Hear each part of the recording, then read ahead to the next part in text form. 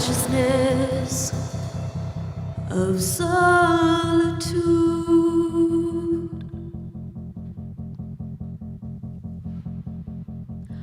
Cut the umbilicus that binds me to you.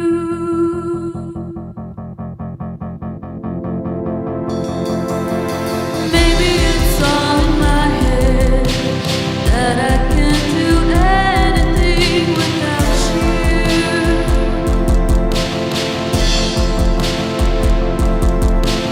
Tired of the reticence, weary of waiting for the last word.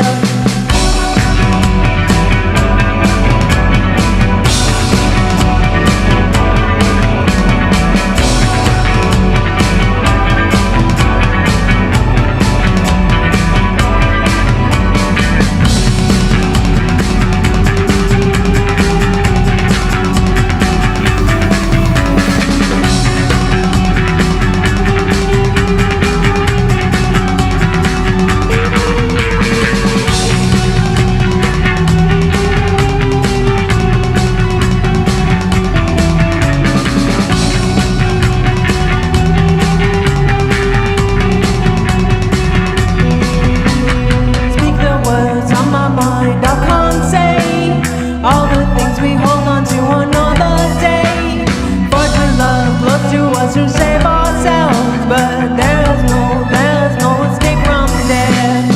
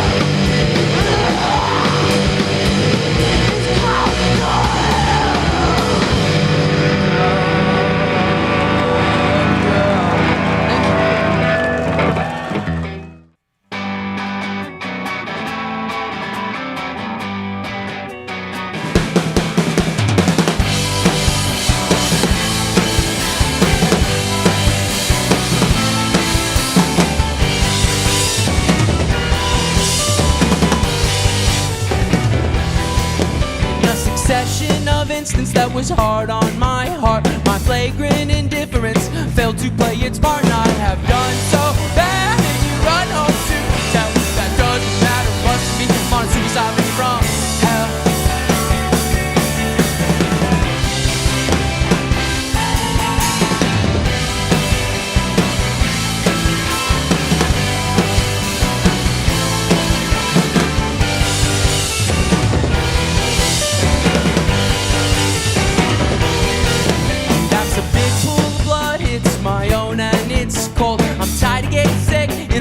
Sick of growing old, so the trick is up. You can ring my bell. That doesn't matter. Bust me, I'm on a suicide mission from hell.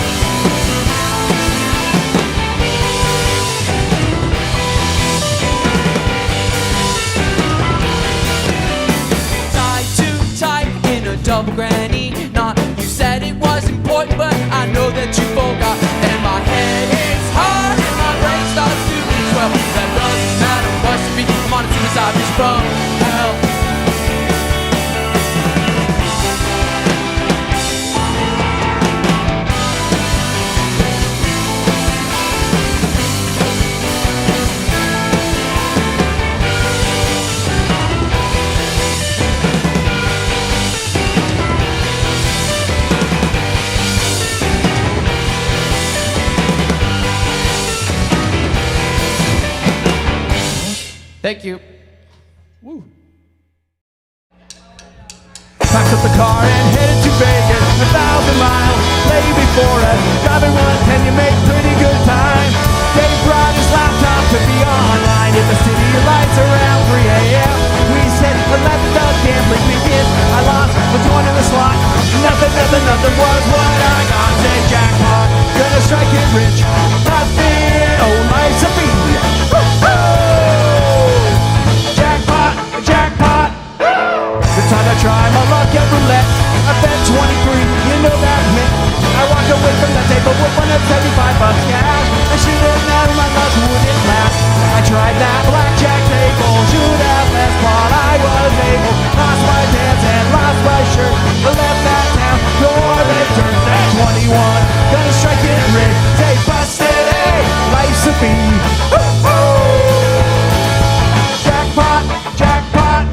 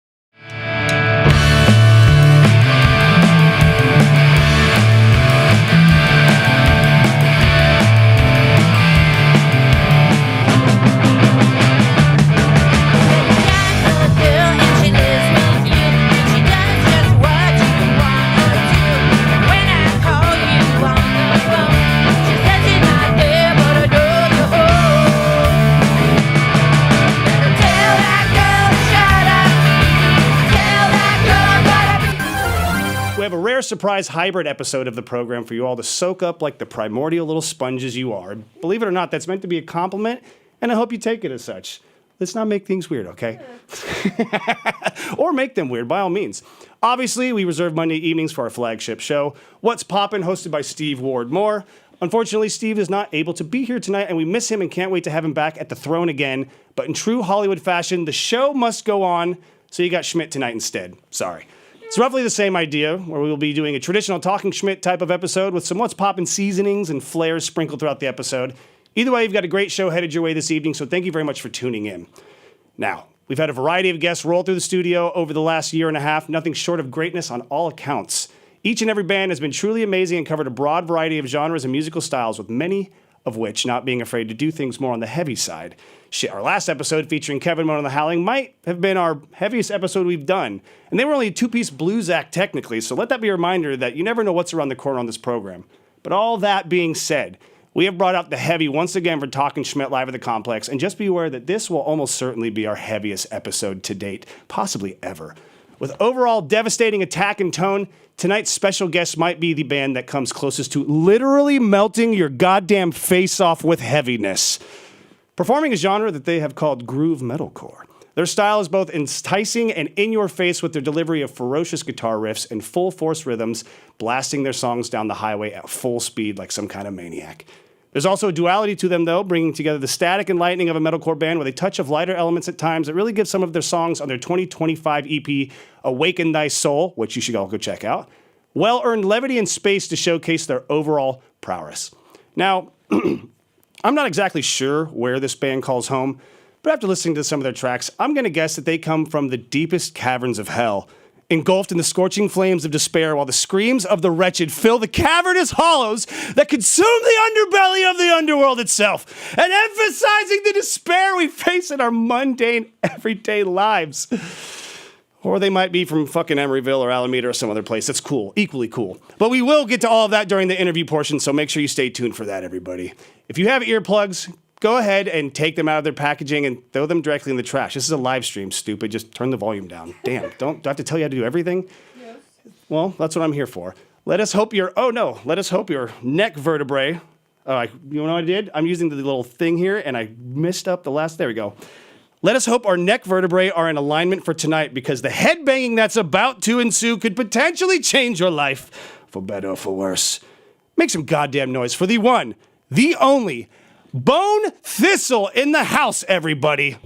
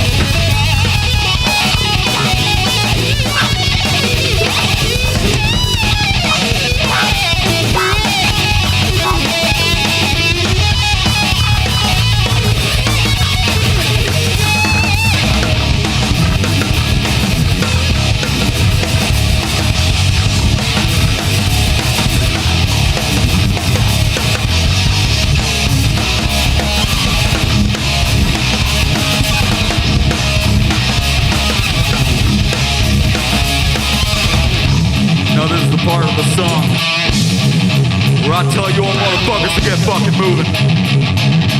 Let's get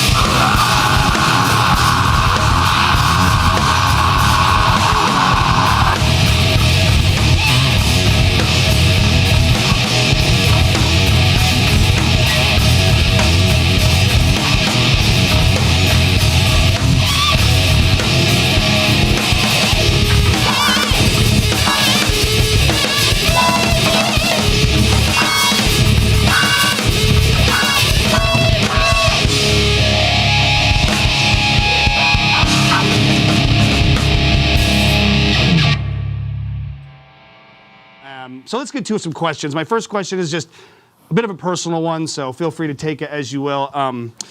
Do you think I should get a cat? Yes. Yes. Why do you think I should get a cat? I'm kind of on the fence with it, but I don't think I'm supposed to have them on my lease. But you know, what my landlord doesn't know won't hurt them. But Do it anyways. what's the good reason for it? Is it just for the pure anarchy, or for the love, or? I also have a cat. I have a cat that's big and fat. So we got some cat. Honestly, cats are meant to be big and fat. I'm sorry. That's the whole point of it. It's a nice little chonky boy that you have to strain when you pick looks like a up. circle. I got a fat cat. My cat is named like Garfield. big. I have a big ass cat. Insane. I mean, Garfield, is it an orange teddy as well? See, Ghost Cat! Yay! Ghost Cat, we are not worthy. We are not worthy, Ghost Cat. So how long has Bone Thistle been around for? Realistically, About to be 2 years in November. Okay, I why? have the thought of Bone Thistle since what, sophomore year of. I think we just had the general idea of starting a band. Right. I don't Yeah. think it was exactly the name Bone Thistle. It wasn't as methodically put out. Like, we just want to play music That's together. when it Yeah. started to like really like the thoughts of it. We thought of it like being in a starting to come band. We together. were actually going to do a talent show at our school. Oh, We were gonna do Oh a man, talent I show. would We have were gonna killed do for a- that footage. But it was just going to be me and him, guitar and vocal. Oh, even because better, at this point, absolutely. we didn't know neither of the Abes. Yes. We had no, they were no, no, ableist. I wasn't even playing in the scene at that point. Yeah, we weren't part of the Oakland scene. So this is like very beginning of not just like this band's lineage, but your guys' own own personal music lineage as well. And That's awesome. What we wanted to do is we wanted to perform, what was it? No More Tears. No More Tears, Ozzy Osbourne. Yes, come on. But a little backing track for the organ in the beginning. That would have been amazing. I'm thinking of Mr. I was just Crowley. gonna play it actually. Yes. it was just gonna play guitar and shit like that. I would be down. But I'll learn the key part. I learned the entire song.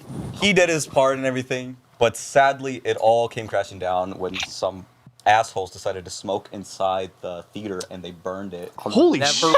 And we never, and we never did the talent show. There's an arsonist that prevented you from having your debut performance? No, but there's an asshole that decided that smoking inside a place where I mean, it's just that's school theater. with fire. In the school theater. Keep in mind, our theater just had piles of wood, chemicals, paint. Right, like an older building kind of deal. Bullshit in a pile that is flammable. And Like, it was probably okay to smoke in there in the here. 70s, but since the time has passed, 50 years has gone by, one light and the whole building is going to go up. So Yeah, I did light a cigarette over some kerosene and it blew up the theater.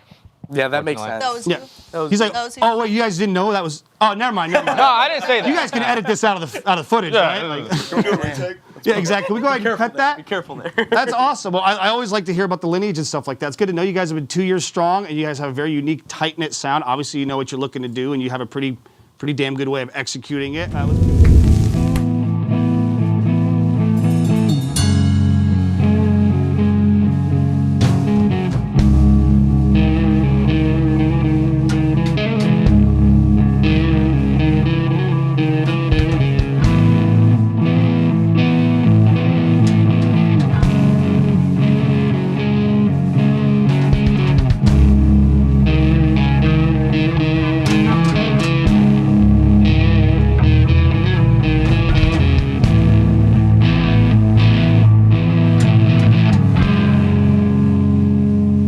So what shall it be?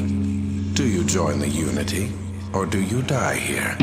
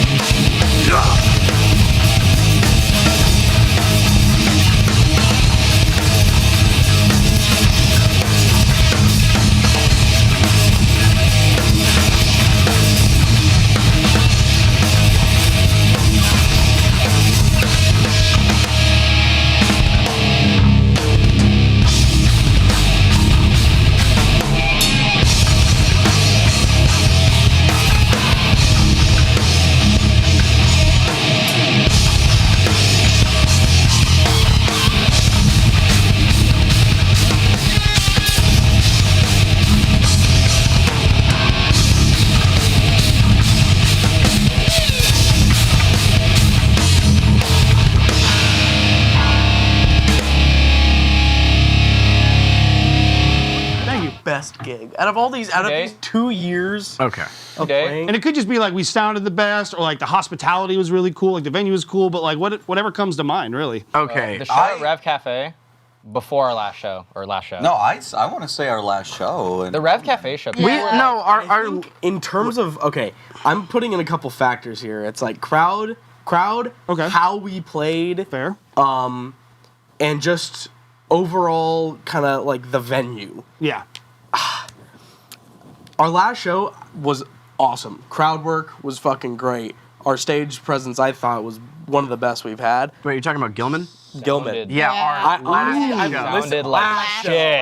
That was a big We crowd. played like shit. That was played a like big shit. crowd, though. I listened back to the recordings of it, and I'm like, holy fuck, my guitar tone is terrible. We sound awful. fuck. We sound No one cared though. That was Nobody the gave good a part. fuck. No No, one that's gave a the thing. shit. Not- Dude, people nine were out like, of 10 matters. Nine That's and a just like half the personal times out of thing. 10, no one gives a shit. If you're in the show and they're feeling the energy and they're moving around, that's what they came there for. They came there to get out of their house and have a good time and listen to your music. there was Always our Album worst release critic. show. Yeah. That one was kind of mid. I don't know. I didn't like that one. The one after that. August 7th.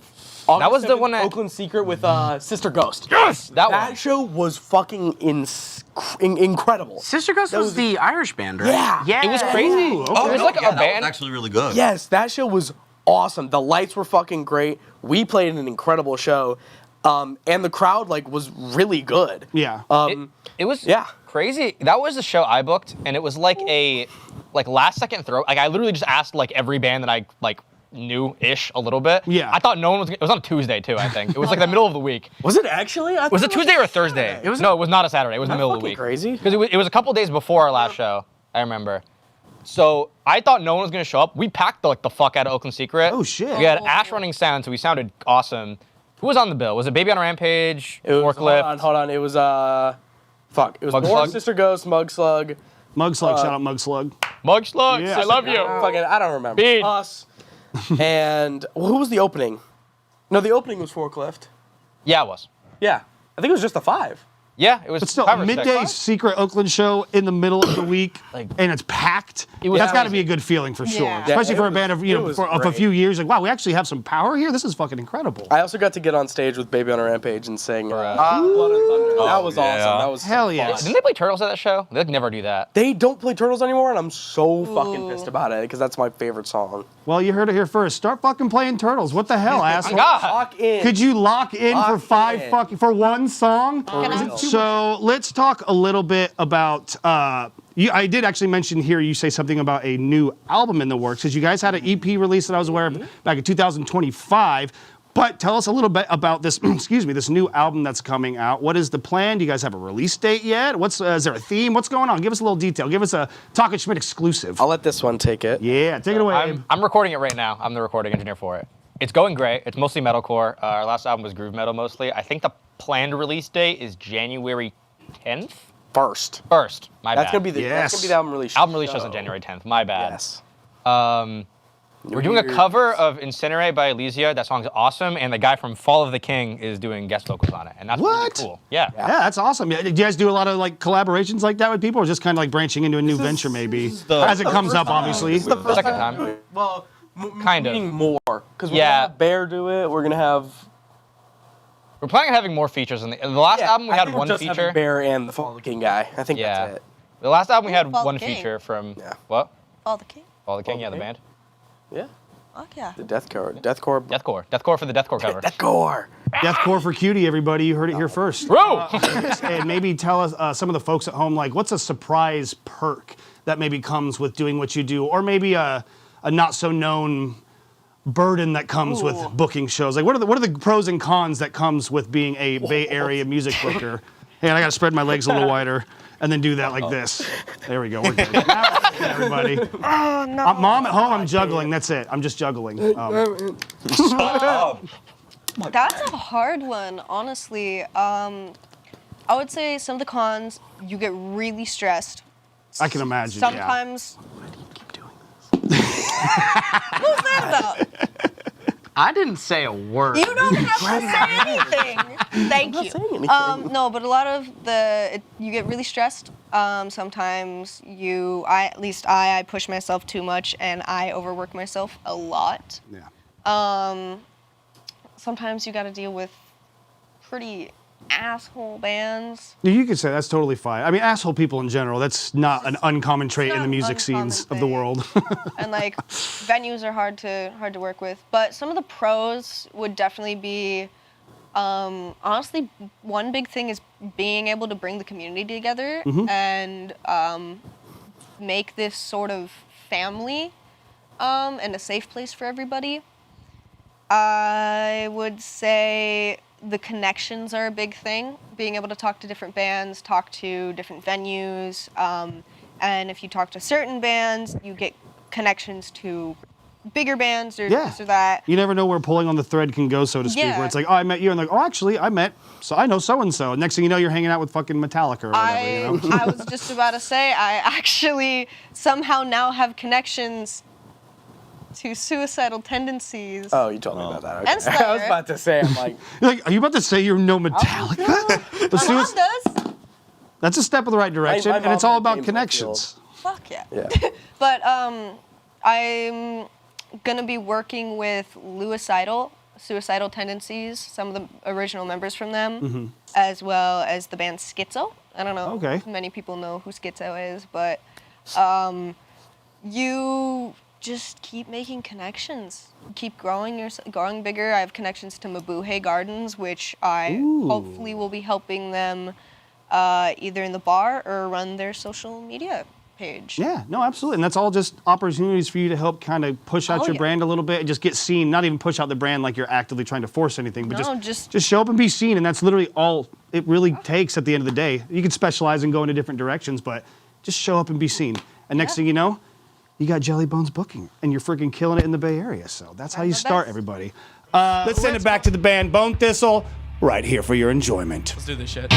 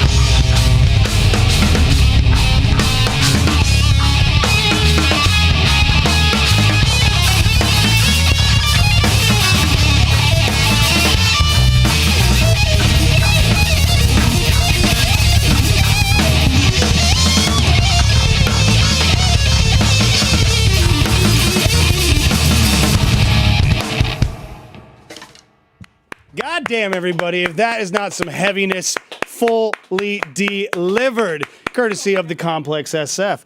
Bone Thistle, go follow them, go fan out about them, go support them. I even see they got some Bone Thistle t-shirts, it looks like, so maybe get a Bone Thistle t-shirt and keep an eye out for their new album coming out at the beginning of next year. Just follow their journey. They're a young band, but they're absolute fucking rippers, and that last song was... You saved the best for last, fellas. That was a fucking ripper. I have to tip the old Talkin' Schmidt cap to you. And, of course, give a huge round of applause to our guest, Felix from Jelly Bones, booking for coming in and putting up with all of my antics. Hopefully we learned a little bit about ourselves and you learned a little bit about the booking side of things. And if you are interested, again, Jelly Bones Booking on Instagram if you want to make a connection happen, and we highly encourage you do. That's what this show is about. That's what we're about here, is connecting the communities and keeping a stronger Bay Area community alive. Now, as always, next episode of Talking Schmidt Live is going to be happening August 19th, featuring the one and only Modern Monsters, everybody. That's right. The Rockers Modern Monsters are going to be in the studio. We tried to get them on last year, but everyone was busy or sick or whatever. It just didn't work out, but I'm very happy to say we have them scheduled for next episode of Talking Schmidt. It's going to be incredible.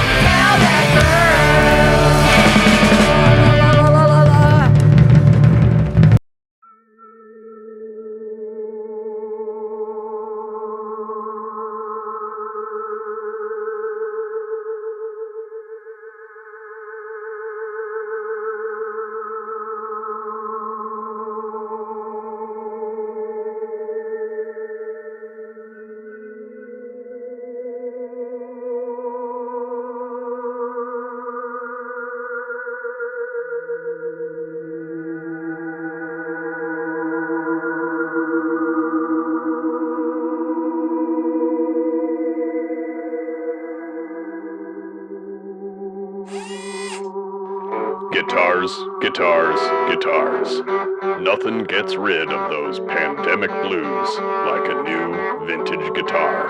Come on down to Real Guitars and get yourself a real guitar. 15 Lafayette Street off Mission in San Francisco. Open Monday through Saturday, 11 a.m. to 5-ish. RealGuitars.com. On Instagram at Real Guitars.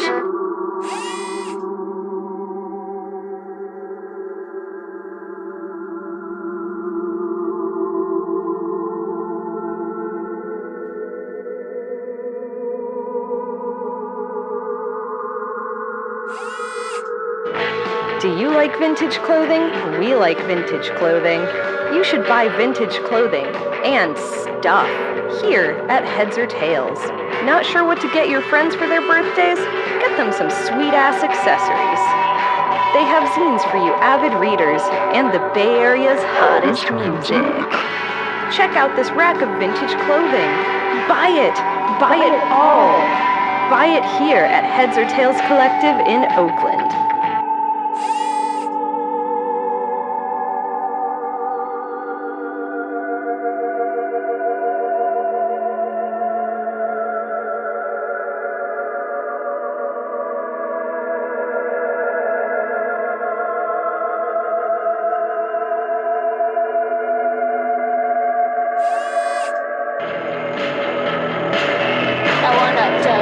My favorite chicken place.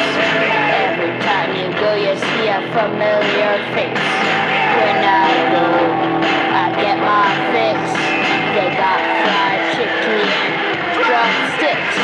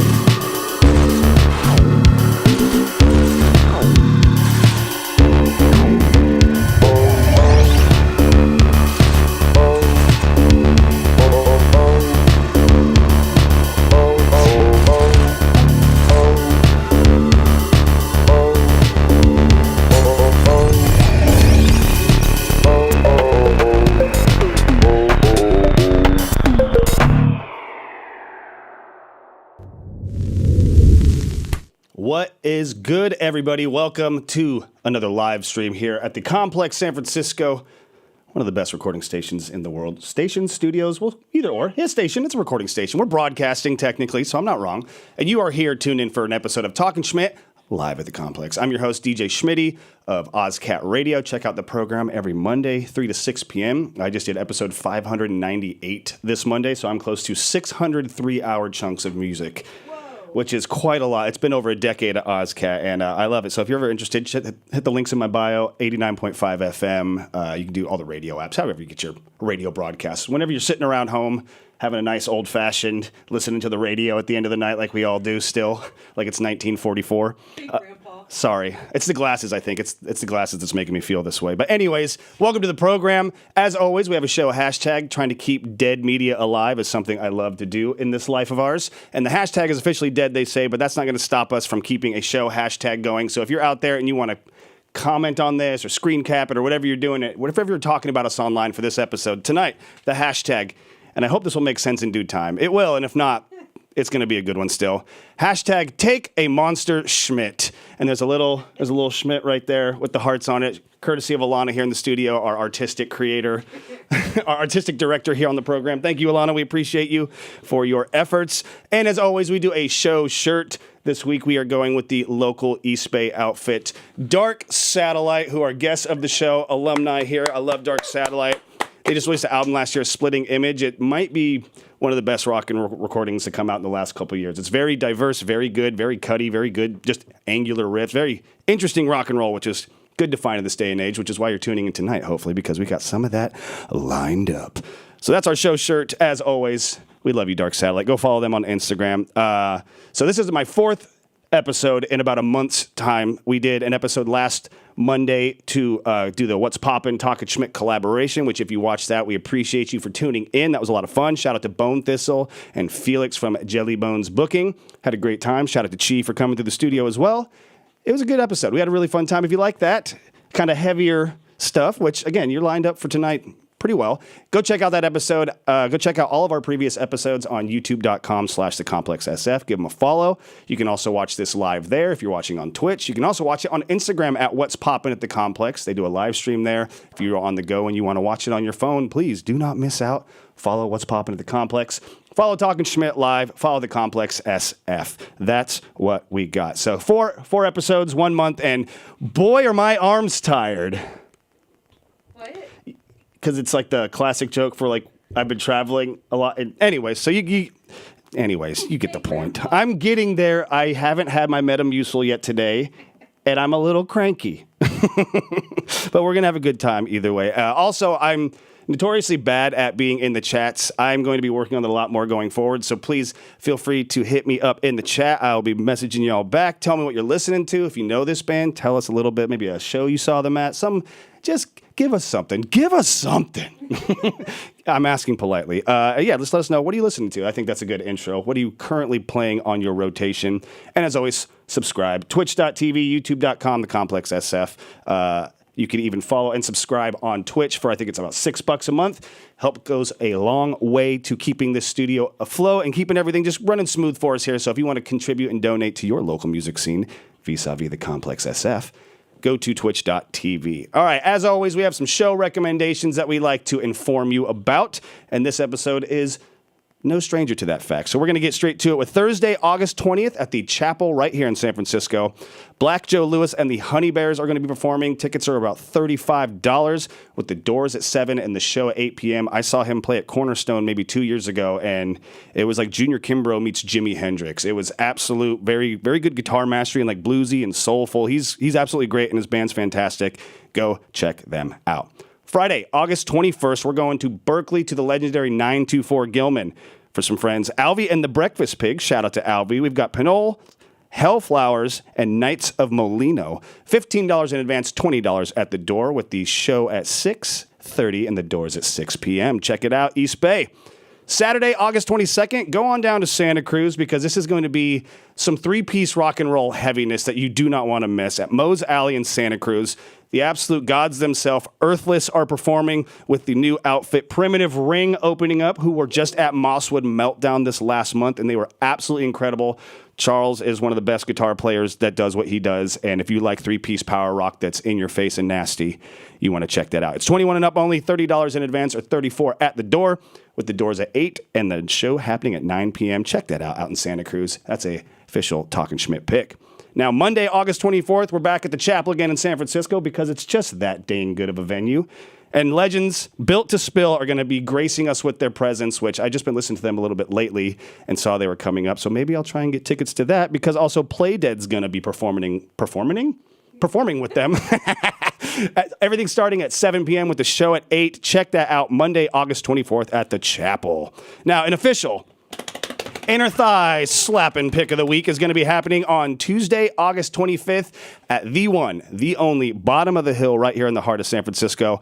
We've got Brain Story, we've got Bolero, and we've got Radio Veloso. All three are absolutely incredible. Bolero might be one of my favorite San Francisco bands.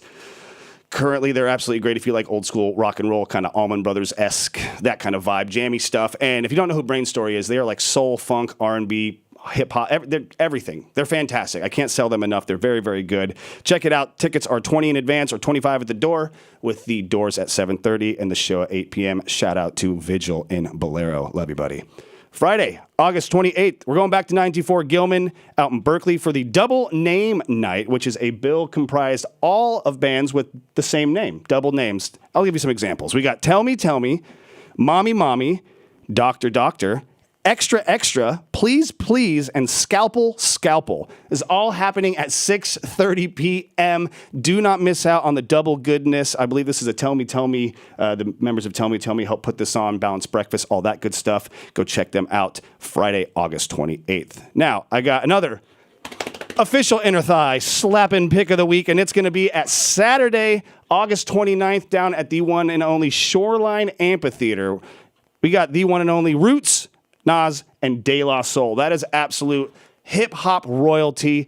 If you like East Coast rap, go check that out. It's going to be some goodness. $49 and up, starting at the ticket price. You can go up to about probably $60, $100, whatever they'll sell you. You can get boxes. Go the whole nine. Have a good time, because everything starts at 7 p.m. with the show kicking off at 7:30. I got a couple more here for you. I got two for Sunday, August 30th. Now, if you're in San Francisco, let's go back to bottom of the hill to watch Tom Kenny and the High Seas, Michael Motorcycle. Shout out Michael Motorcycle. And Cape Fury. Tickets are $20 in advance, $25 at the door. And the show is at 7 p.m. with the doors are at 7 p.m. with the show starting at 7:30. Now, if you're in the East Bay and you're looking for something good to go see, go check out the Big Jangle happening at City Hall. That's 100 Gregory Lane in Pleasant Hill. It is a Tom Petty cover band. They've been doing it forever. They are family friends of mine, and they're absolutely incredible. Go check that out if you just kind of want to have a nice day out in the park in the East Bay. Now, last pick for the episode. Tuesday, August 20th, we are at the Fillmore in San Francisco, the legendary, the one and only, for the Eagles of Death Metal. They're coming around and doing a couple shows in the area, and right here at the epitome of San Francisco live music, they're at the Fillmore. $36 and up is the starting price for tickets, with the doors at 7 p.m. and the show at 8 p.m. Go rock the fuck out to the Eagles of Death Metal and thank me later. All right, let's get straight to it, everybody. That's our show picks for the week, the next couple weeks until the next episode. So make sure you go check those out and enjoy yourselves. If you're at a show and you see me, say what's up. If you went to a show because of this show, post something, tag us in it, have fun at Talkin' Schmidt Live on Instagram. Now, as always, we do a little intro speech, a little write-up for each band we have in studio this evening, and I'm very excited about this. Actually, fun fact, tonight's guest was originally booked to be on the program last year around this time. Might have even been earlier in the summer, but I knew they had the means to deliver the goods and wanted them, to show the people what they got. Unfortunately, scheduling, illness, life happened. I got sick about the same 3 days before the show. Everything came to a conclusion, and unfortunately, we had to cancel the episode entirely. But after a year of recovery and vitamins and proper supplement intake, I hope, the band of rowdy rock and rollers we have for you tonight are chomping at the bit to perform for you all. So I'll try to keep this short and sweet, just how I like my ladies. Sup, Cheryl? Call me back. Love, am I right? Anyways, starting in 2019, this band has been a leading example of how to be a powerhouse rock and roll force since day one. Now, I first saw them headlining a show with my friends in Treasure out at the Elbow Room in Oakland a few years back. Shout out Elbow Room. And they absolutely tore the fucking building down. They give you everything that they've got on that stage, so I hope you're ready for what's in store tonight. Channeling the rock gods that came before them, this band rips harder than a pair of tight pants in a yoga class and are as sharp as the brilliant mind of a talk show host in San Francisco. Any host. It could be anyone. You could take your pick. Whichever talk show host comes to mind when I say that, you could... Anyways, and if this is your first time experiencing this act, just know that they are here to do but two simple tasks. Chew bubblegum and rock the fuck out. And guess what they're all out of, dummies? You can listen to their music anywhere, but these gentlemen are kind enough, and we are lucky tonight to have them in the studio to experience these legends in the making while they directly broadcast into your living room for your viewing pleasure. It is my honor and duty to introduce you all to tonight's insanely epic guests on Talkin' Schmidt Live, the Bay Area's own Modern Monsters, everybody. Take it away.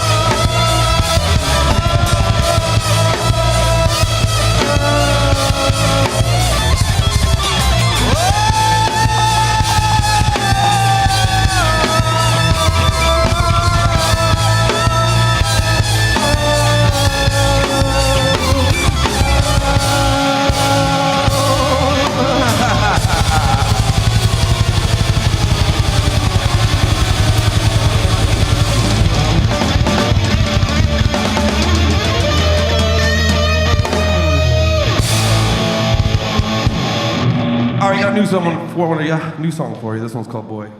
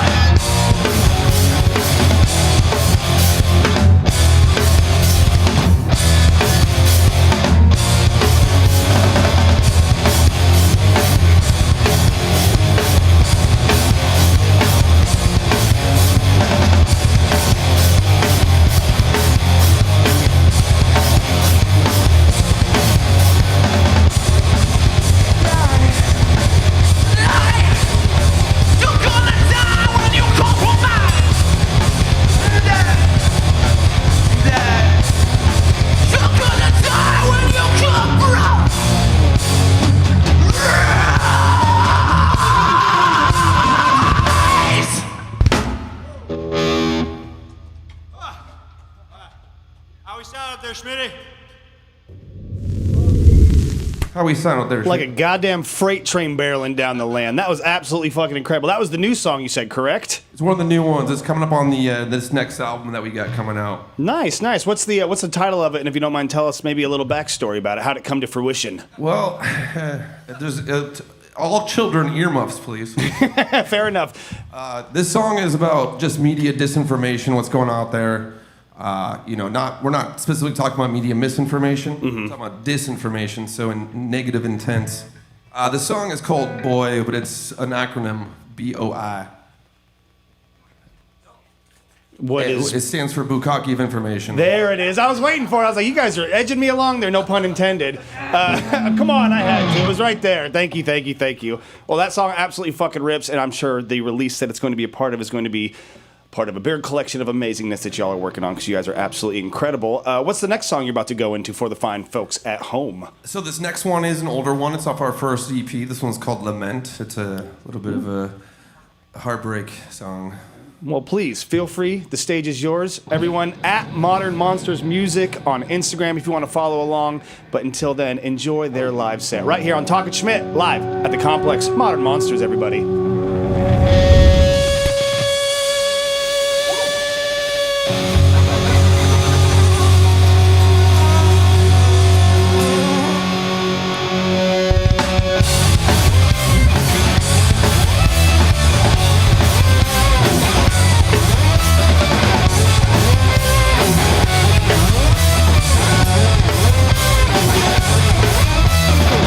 I don't care what you want me to do.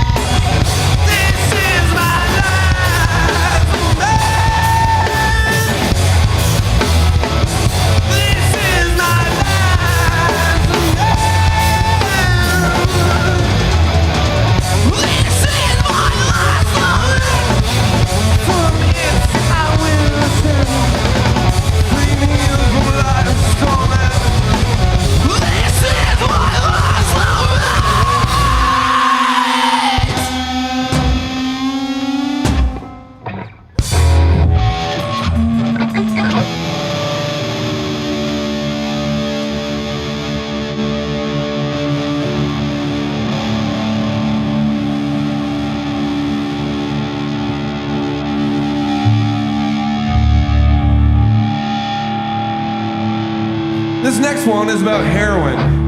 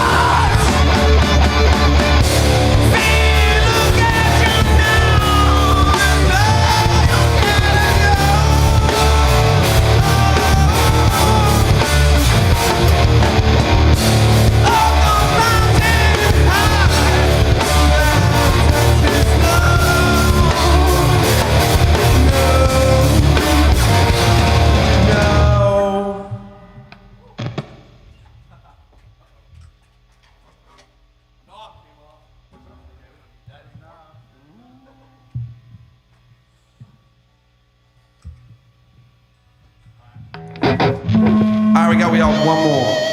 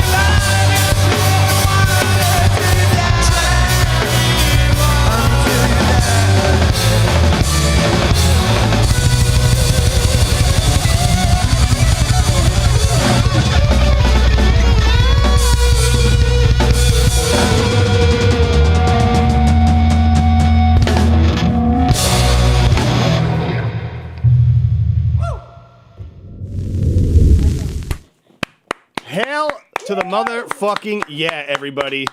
Let's just say if my face was a block of cheese, I would be preparing it for some tortilla chips because my shit just got shredded and melted right off, everybody. Grab some queso, grab a cerveza. Don't wander too far from your screen because we will be back on the couch with the one and only Modern Monsters for the interview. And we got a little bit more music coming up from them afterwards. But stick around, don't go anywhere. Stay right here to the best little live show around. Talking Schmidt live at the complex, everybody. We shall be back.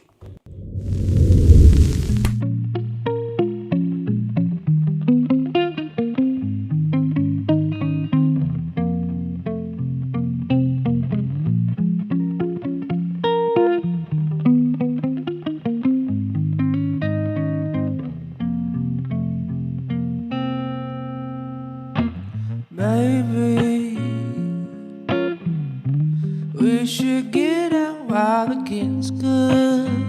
If you'll join me, baby, and maybe we could get tickets for Sicily. If you'll assist me with my almond granita on the Isles of Otija, singing Buonasera mi ragazza bella, and we'll be cruising along, sipping some grappa straws, get that Porto Tunisia, but I'm morenita. I don't really know about that.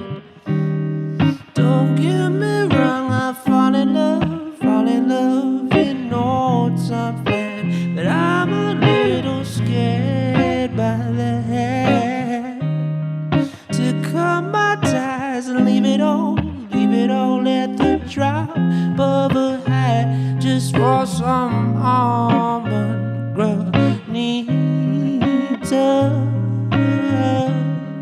Ooh, oh, oh, oh.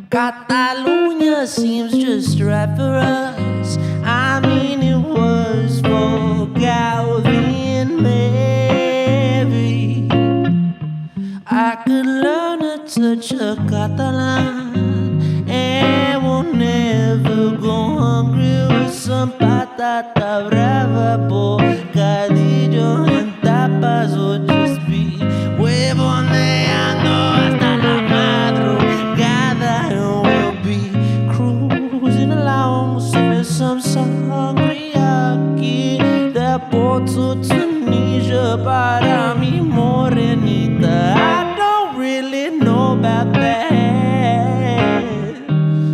Don't get me wrong, I fall in love, you know it's unfair, but I'm a little scared by that.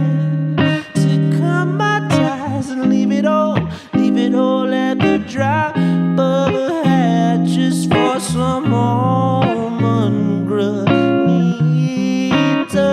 y un bocadillo y un traguito de sangría.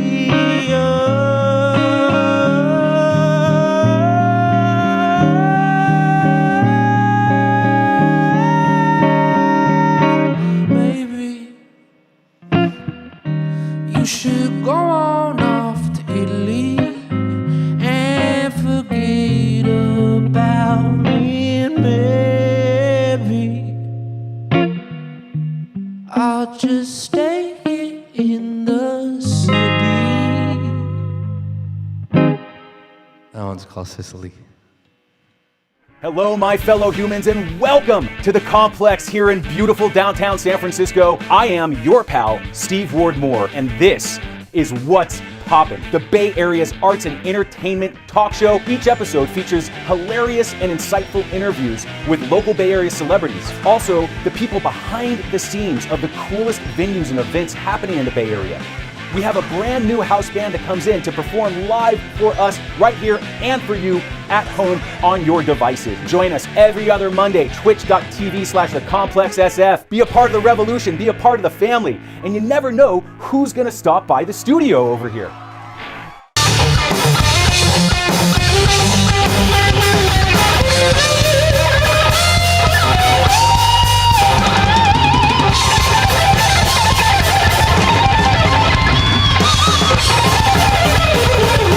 Coolest thing to ever happen to freestyle rap. Slapping and rapping, I'm making it happen. We come up for lapping, killing that beat. Never gave two fucks, I'm going crazy. I was born in the streets. What the fuck, kid? I just woke up. It's the 1800s. Wow, this is kind of scary. Normally, I'm the one that's dirty and the one that's hairy.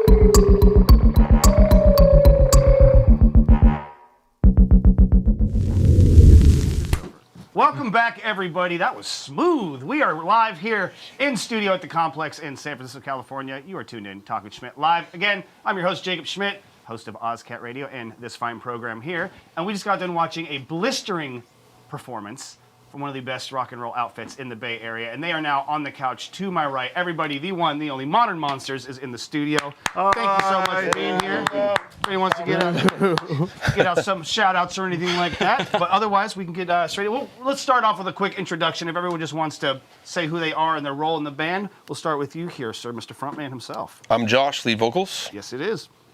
I'm Russell. I'm a rookie. I'm nothing. I drum. Your double kicks might say otherwise. Though. You're fucking ripping on that set. That was great. I'm Brody. I play bass. Yes, sir. Welcome, Brody. Welcome. You two in the back. Who you got? I'm Rich. I play guitar, and that's about all I do. That's a good role. That's a good thing to have in a band, you know. I'm a Wyatt, and I play the guitar and yell things. I like and that. I don't wear V-necks, I promise. This is just because of the cable. I don't blame you. I think it looked pretty good, dude. I'm not a subtle V-neck. Absolutely, I can get away with it, but there's certain ones where I'm like, I'm not trying to go full Borat here, guys. Like, you don't need to see the peach fuzz I got rolling around. My chest hair isn't that impressive. I look like a lollipop that rolled under a couch for sure. That's kind of the aesthetic I bring to the table. It's very skinny low end and then just slight fuzz everywhere. This is Modern Monsters, everybody. Make sure you follow them on Instagram at Modern Monsters Music, I believe is the correct links for all that. And actually, I had a first question here, but our producer Alana upstairs sent me a good question. We were talking about it watching your set. We're going to start with you, Russell, here on the drums. Why did the drummer eat part of his cymbal? Do they not feed him in the band and blink twice if you need help? Oh, you know the answer, Russell. You know the answer. Yeah, we noticed there's a chunk of the cymbals. He's like, is he eating his cymbals? Tell the truth, Russell. I am not fed well, and when I have my own self-will, I do not eat well. Right, yeah. Yeah, it's just kind of a... You got to get your calcium and your iron, you know, your bronze. It was a copper deficiency. Copper, there we go. I put the wing nut on, but I definitely didn't, like, screw it tight enough. Oh, yeah. So, like, during the set, it was like, I'm going to fuck you. I'm going to be a problem, I guarantee it. No, but absolutely handle it with class and grace. Everything was looking and sounding great up there, especially for that last show. They really hit you with all the freaking force of the lights and the smoke and everything like that. It was a lot of fun there. Thank you, Alana, for the very first question. I think that was perfect. By the way, real quick, who did that light show? Because, like, did they know the song? Like, I was like, the lights were hitting, and I was like, this is... So that is Alana and George. They are the masterminds helping do a lot of stuff, as well as Ira here on the cameras. We love our crew here at the Complex. They are skilled. They've been doing this forever. Like I said, we do Mosswood Meltdown and all sorts of crazy shows. They do Vesuvio's live streams and stuff. So they've been here forever doing a ton of stuff across the city. So they know how to... They can pick up on a song and be like, oh, I see what's happening. All right, crank the fucking smoke. That's all you really need. Smoke and lights and you'll be cool. Yeah, it helps keep time, brother. Okay, we're good. Let's wrap this shit up. So first question is obviously, what is the origins of this project? How did Modern Monsters start? How did this formation of the band come to be?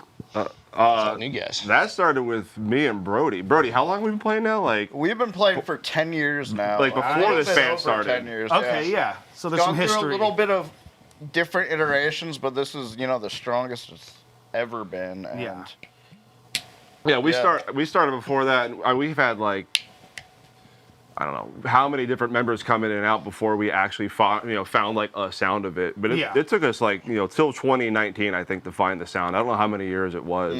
And we kind of found this sound.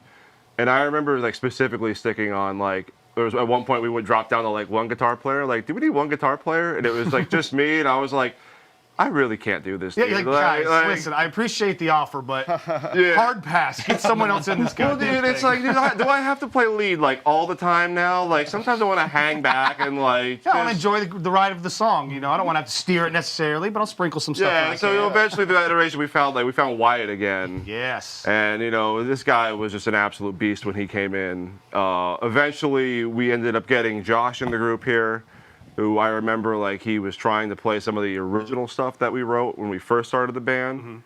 And like he like let out a scream one day in one practice, and we were like, I did not want to do the original stuff. I love that it wasn't even like a music. Like I'm just genuinely pissed off. Like, this guy's got some fucking power. What? We were like, so we should do more of that, and we kind of shifted the direction of the band from that. Yeah. And then we just got heavier, and it was such a quick intro into the band. It was like, yeah, that's what we. Yeah, like once it clicked, you're like, oh yeah, like this is it. Like we don't have, we're done searching. Now we can just kind of explore this realm we've created for ourselves. We all have so many different musical interests, and it kind of just blends itself into this sound, and it keeps growing. No, absolutely. There's just this kind of cohesiveness and this fullness to your sound that definitely feels like everyone's kind of pulling from their own inspiration to make it something unique and special in this very just like heavy and like devastating delivery of your guys' songs. You guys are not afraid to be heavy. And before I pivot into that, I do always like to ask the bands one question, which is, what was one of the original names you had before you landed on Modern Monsters? I've literally broken up projects trying to figure out, and I'm like, well, fine, if you don't want to fucking listen to my idea, I quit. It's a very tense situation. Oh, Ghost Cat, you scared the shit out of me. Oh, God. So there's a Ghost Cat. It will pop up on screen every now and then. Be prepared. But what were some of the other names besides Modern Monsters that you were toying with before? I wasn't part of this yet, so this is the best, I think the worst one we had for sure was the Wonderment Project. That was the Wonderment first name, yeah. Yes. Where did that come from? I don't know, man. Even better. I thought it was going to be some like, it was an old when I member was of the 7. band that picked it. However, though, I will say, like, I remember Brody called me up during it because we had that exact situation. We were trying to figure out, like, what do we call this band? Like, what do we do? And we were arguing back and forth, and some other member, this is before all these guys were here, threw out that name. And he called me, he's like, dude, I really don't like that name. And I was like, dude, I don't either. Yeah. It just stuck. It stuck. Well, but I was like, but dude, like, fair enough, yeah. Like we just started. I was like, but dude, we think we're pretty good, but we probably kind of suck. So like, why don't we like run with this name, and then when we get good, why don't we change it to a better name? Yeah, yeah. And then the next name after that was Modern Monsters. No, and that's a perfect one. I stuck with that. That fits perfectly on a bill. It looks nice and we're right in its rightful place on a flyer for local venues and beyond. You should have seen, like, we were hated by all venues just because the Wonderment Project was, one, a dumb name, and two, it's such a long name to put on something. Like, people would run out of letters trying to put it on a marquee. Or just like on like a flyer, it's just like, the Bobcats or whatever, then it's like the Wonderment in like small font to make it all fit on the flyer. Like, I gotta squint to find out who the fuck's on this band. Yeah. Pass. Man, I had to buy 3 packs of these letters to even get your name on them. You guys come with your own marquee letters. Like, listen, we understand what's gonna happen here. Just if you can bring them back, that'd be great. If not, we understand. That's just part of the cost of doing business here for the Wonderment Project. But I think Modern Monsters is very fitting, especially for your tone and the kind of rock and roll style. It ties in very well. It makes me think of like the Misfits and like that kind of old school classic, just heaviness. Not necessarily just rock in particular, but fucking heaviness on all fronts. Thanks, man. My pleasure, please. You guys are absolutely incredible. Like I said, I saw you guys a while ago. I took a date to the show. I'm friends with the bands in Treasure, and I was like, oh, I'll go watch Treasure. I saw you were headlining, and you guys, and I love Treasure. They're an amazing band, very, very good. Shout out to them. But I remember you guys just blew them out of the water. I'm sure they would happily admit that because I didn't know who you were, and I was like, we're in this tiny room in Oakland. It was like the perfect setting to find a great like live local band, and you guys blew me away. There's a cover you guys did. I don't know if you're gonna play it tonight. I don't want to spoil anything, but you guys kind of just run the gambit. It was a very interesting choice of a cover given you guys' style. But again, we'll maybe talk about that in a little bit. But that being said, let's talk a little bit about influence for this project. Like, is there a general consensus, or did it kind of like we were talking about earlier? It seems like maybe everyone pulls their own separate thing to make it this. What do you say, Josh? What do you start with you? I think when I first joined the band in 2019, I think one thing that we had in common was Rage Against the Machine, probably. Oh, okay, absolutely, yeah. Which it doesn't really. I wouldn't say there's probably hints of Rage Against the Machine in our music, but I wouldn't say No, yeah, definitely inspiration-wise and like direction and like attack for sure. There is like an assault that comes with their music that can be definitely relatable. Yeah, to your but style. it's also the grooviness of the hip hop aspect of it, and that for me, like, I just like groovy music. No, absolutely. Yeah, I'm so- kind of getting the same boat. I was a shredder, like I still shred all the time. It's the only thing I do on guitars. I just play my bluesy scales or whatever, and I love it. But I'm like now trying to get into the writing, and I'm like, the groove is so goddamn important, because if your groove, doesn't matter what you are, people are doing this for the whole length of your song, even if they're not really like paying attention to it. It's like, I have an effect over you. Like, there is something to this. So having the right balance of like heavy metal and thunder, so to speak, not to be too cliche, like it really does create this cool opportunity for you guys writing wise. I imagine it doesn't seem like there's a lot of restrictions. It's just very flowy and seamless, I would imagine. But outside of Rage Against the Machine, was there anyone that might be like a surprise influence that you guys don't really, that might be out of left field? Like, I love the Bee Gees. I think the Bee Gees are one of the best bands of all time. Yeah. How Deep Is Your Love is the greatest love song. I Which agree. might be, yeah, exactly. It's just, come on. If you don't know the Bee Gees, let me take a minute here, guys. I got the glasses on. It's 1973. You're at Studios 54. You're having a good time. Barry Gibbs just grabbed your asses. He's walking to the bathroom to do another line. And you hear this song playing on the radio. It's going to be a good time. That or Telephone Line by ELO. But what other maybe surprise influences or just influences in general inspire the project? I mean, it's not so much like I don't think we have a list of influences that have like inspired us to find this sound, but I think one of the common things that people say to us when we play live after shows is that they ask us if we listen to a lot of Faith No More. Which we don't. Yeah.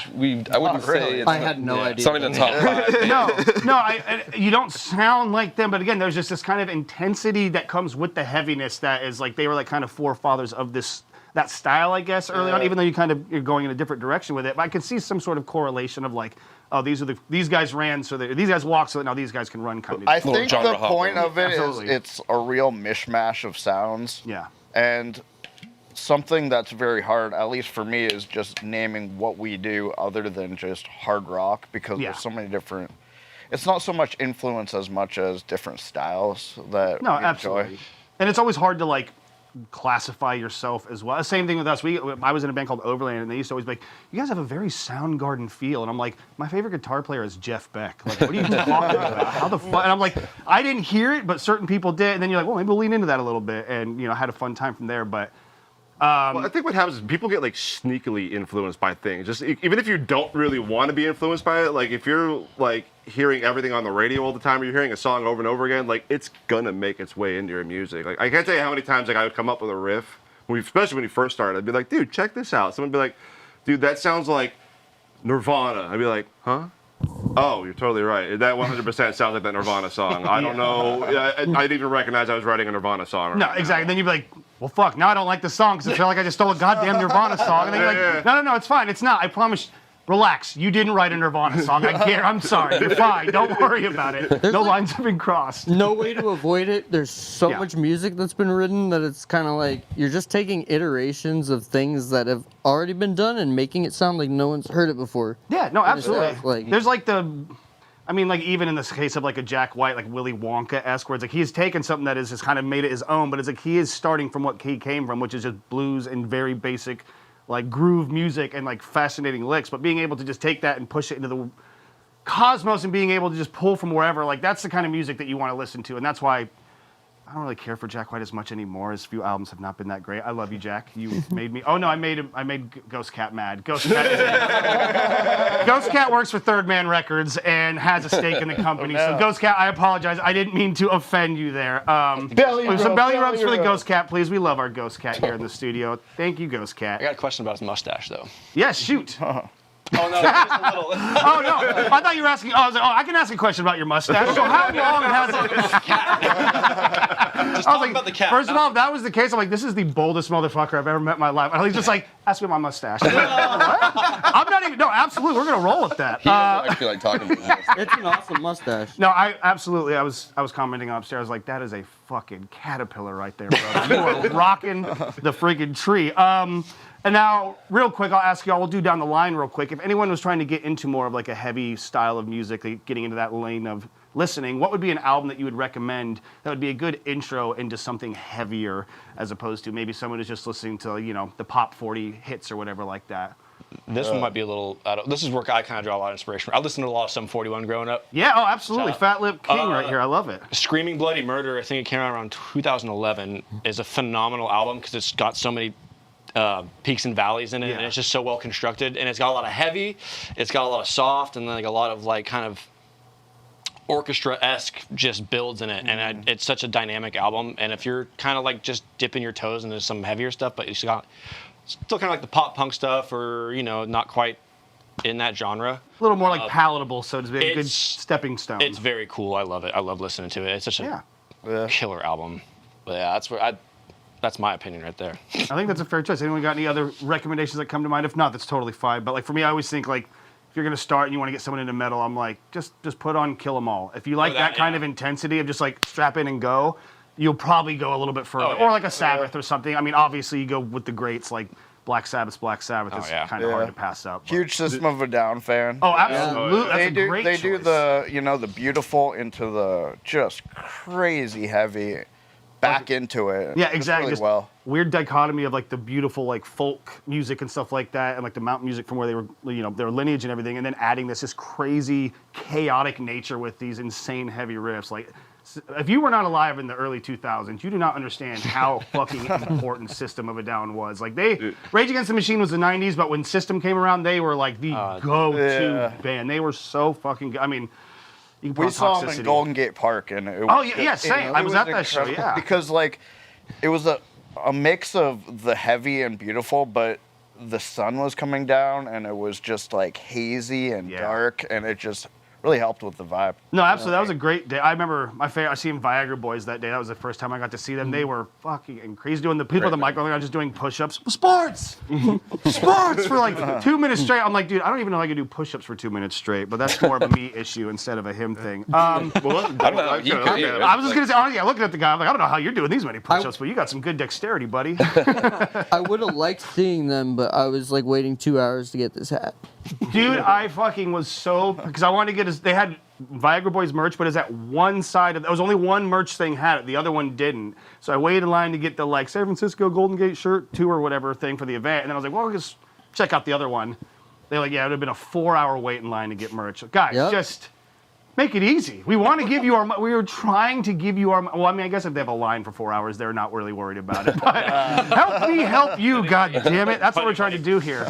As previously mentioned, we were going to have you on the show last year, and I had a question that's still kind of been in my mind from that time frame, because correct me if I'm mistaken, but last year you guys were entered into the 2025 Metal Battle. That happened, and you guys made it all the way to the West Coast Finals. I was wondering if you guys would be interested in telling us a little bit about that experience.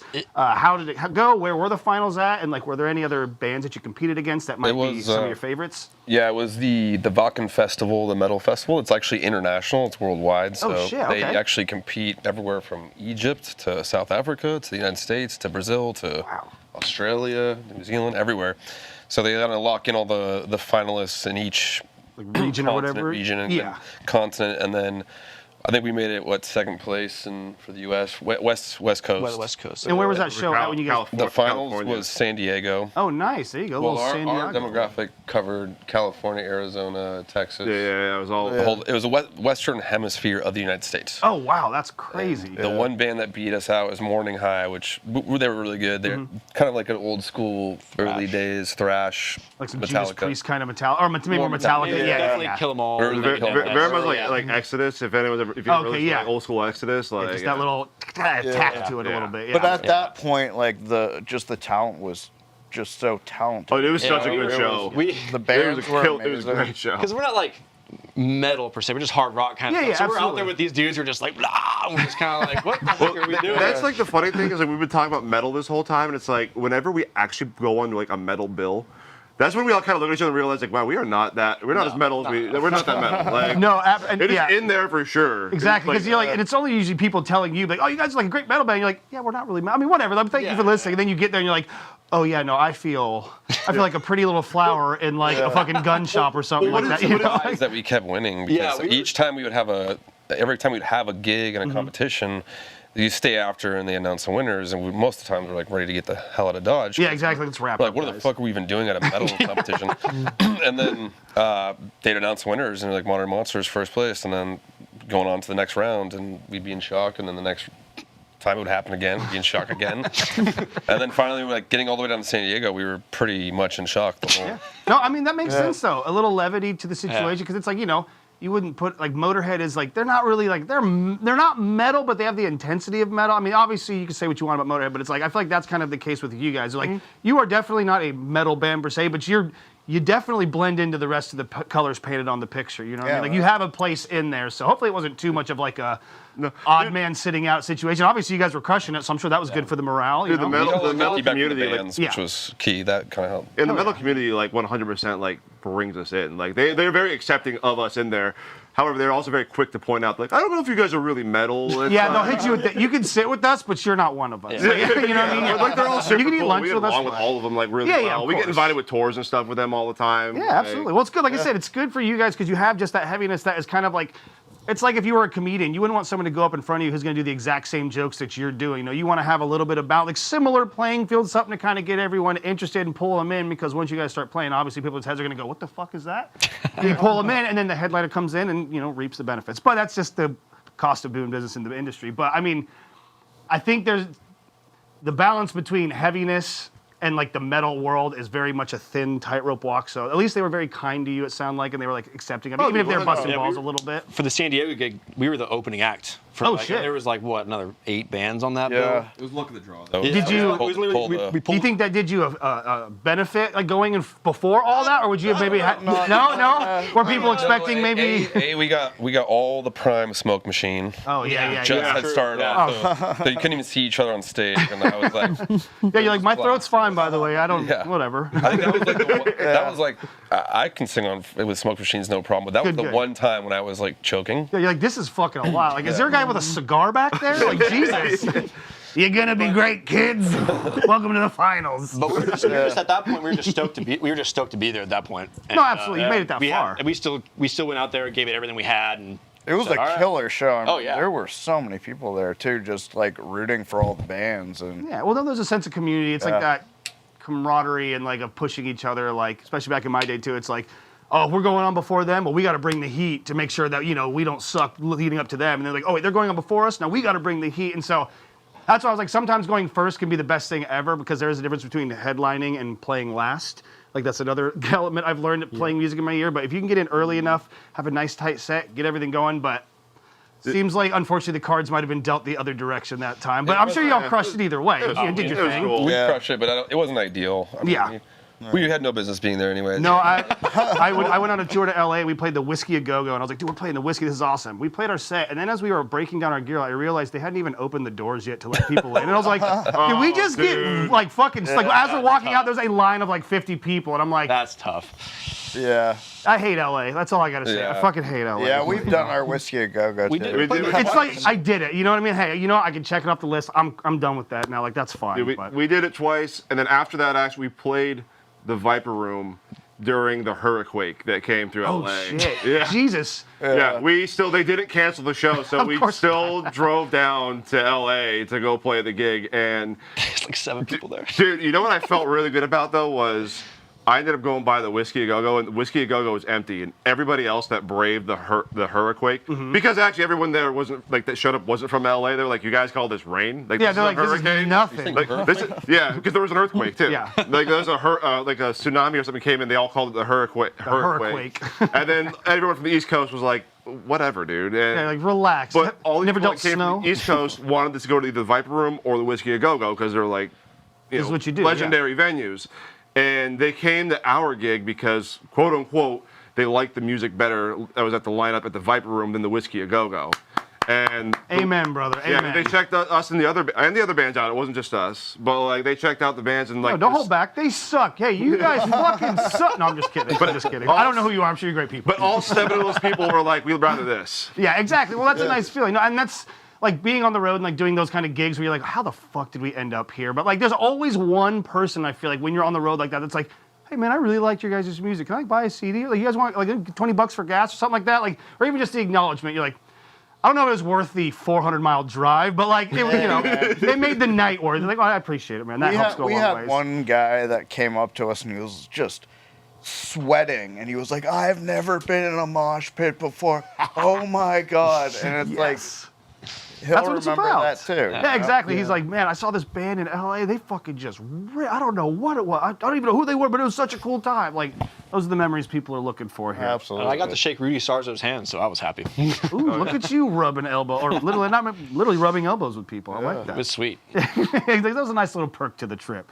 Let's talk about maybe inspiration or just some of your favorite local bands in the Bay Area, because there's definitely no shortage of that. Obviously, you mentioned Treasure earlier with the V. Make sure you check out Treasure. They're awesome. But who are some other Bay Area bands that you think maybe more people should know about, or you just want to give a little bit of friendly recognition to? Alvy, you said that. Yes. Earlier. Shout out Alvy. Yeah. We've known him.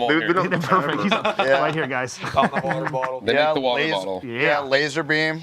Yeah, Laser Beams. They're Dude, they're awesome. fucking ripping right now. They have been on a tear. Lady Starbeast. Yes, Lady Starbeast. Shout out to Necron 99. They're sick. Oh, yeah, we just played with them last week, and they're so good. Orbit 17, we miss you. Low Levy super tight. Hot takes. Orbit 17, have a good time in Oregon. We miss you. Yeah. Oh no, they're up in Oregon now? Yeah, I think Orbit 17 moved up to Oregon. Same with Lee. Well, hopefully the best. Shout out to Enjoy the Brian. Oregon fresh air there. Yeah, Brian Kehoe, any project. Oh yeah, Brian Kehoe's sweet. I know the name, but he does stuff with like Les Claypool every now and then. Or am I thinking of someone else? No, he was in Duo to Twang. Duo to Twang, that's what it was. Yeah. Okay, I was thinking. I see him pop up every now and then. You guys just played a show with him back in, when was that? A couple months ago? We've played with him a few times. Yeah, Bottom of the Hill with Lady Starbeast, if I'm not mistaken. No, it was, we played. Lady Starbeast played with him like 3 weeks. That was in before Concord, wasn't it? Bottom of the Hill. Oh, okay, that's right. That was the Bottom of the Hill. They've got Doom Surf, and he's also in Kehoe International. Yeah. Okay, that's what it is. Kehoe International. Yeah, I used to play over at Vinny's in Concord, and like that was my go-to like jaunt for a while. And I remember seeing Kehoe International pop up on bills a lot over there. So shout out, Brian. You're the man. Apparently, I need to learn. He's twangy and he's heavy and he's punky. Can sing opera. We played with him at Vinny's before as well. Yeah, he's a super cool dude. Nice. It's always nice when you get to meet interesting, like people that have been around the block a little bit and they're not just complete assholes, which most of them have every right to be. I feel like they're like, you don't know the ways I've been fucked over in this industry. But when they are gentle and kind, I remember the first interaction I had with him. Like we were setting up a show, the first show we had, and something happened. Things weren't going well, and I was like, hey man, sorry for like the shit show. Like it was just like just trying to get. When we got there, just things weren't going well. Yeah. And his attitude was just like, when isn't it a shit show? He's like, I like man, that. let's go. Like that's his attitude every time. He's just like, oh, this is what we have to deal with. All right, let's go. Let's Probably move it easier along. to navigate through when you day drink.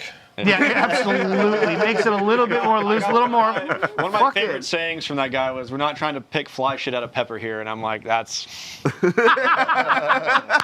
I'm keeping that one in the books, man. That was. Oh, that's a great one. We're not picking fly shit out of pepper. I feel like I've heard all of them. That is a new one. That is fucking perfect. Well, make sure, please, go check out all those bands previously mentioned and go give them some love, because there's lots of them that we had mentioned earlier in the program that have some shows coming up. Go check them out. Because like I said, I literally found out about you by going to a show to support another friend's band, found out how amazing you all are, and then as the wheels keep on turning, show comes to fruition, and now you're on here full circle. So go out and support them. You never know the connections you're going to make. And it's all about building connections for your local community, not just the music one, but community at large. Yeah. Now, we're going to do a segment that I try to do every episode. It's an old radio segment I used to do, which is just This Day in Music, where we talk about a specific thing that happened on this day in music. So we're going to August 19th. 1964 here. The Beatles kicked off their first North American tour at San Francisco's Cow Palace. Rest in peace, Cow Palace. Oh, shit. Playing to an audience of 17,130, the band performed a 12-song set, including such hits as Twist and Shout, All My Lovin', and Can't Buy Me Love. One of the very first tours of its kind, the 25-city run included 32 shows all around the U.S. and Canada, including stops at the Hollywood Bowl, New York's Forest Hill Stadium, and Toronto's Maple Leaf Gardens. Their very first tour with the Beatles. kicked off their first North American tour was 1964. If you had the ability to hop into a time machine right now to go back and see any band on their very first tour, which band do you think you would be the most satisfied going back to see on their very first tour? And scene.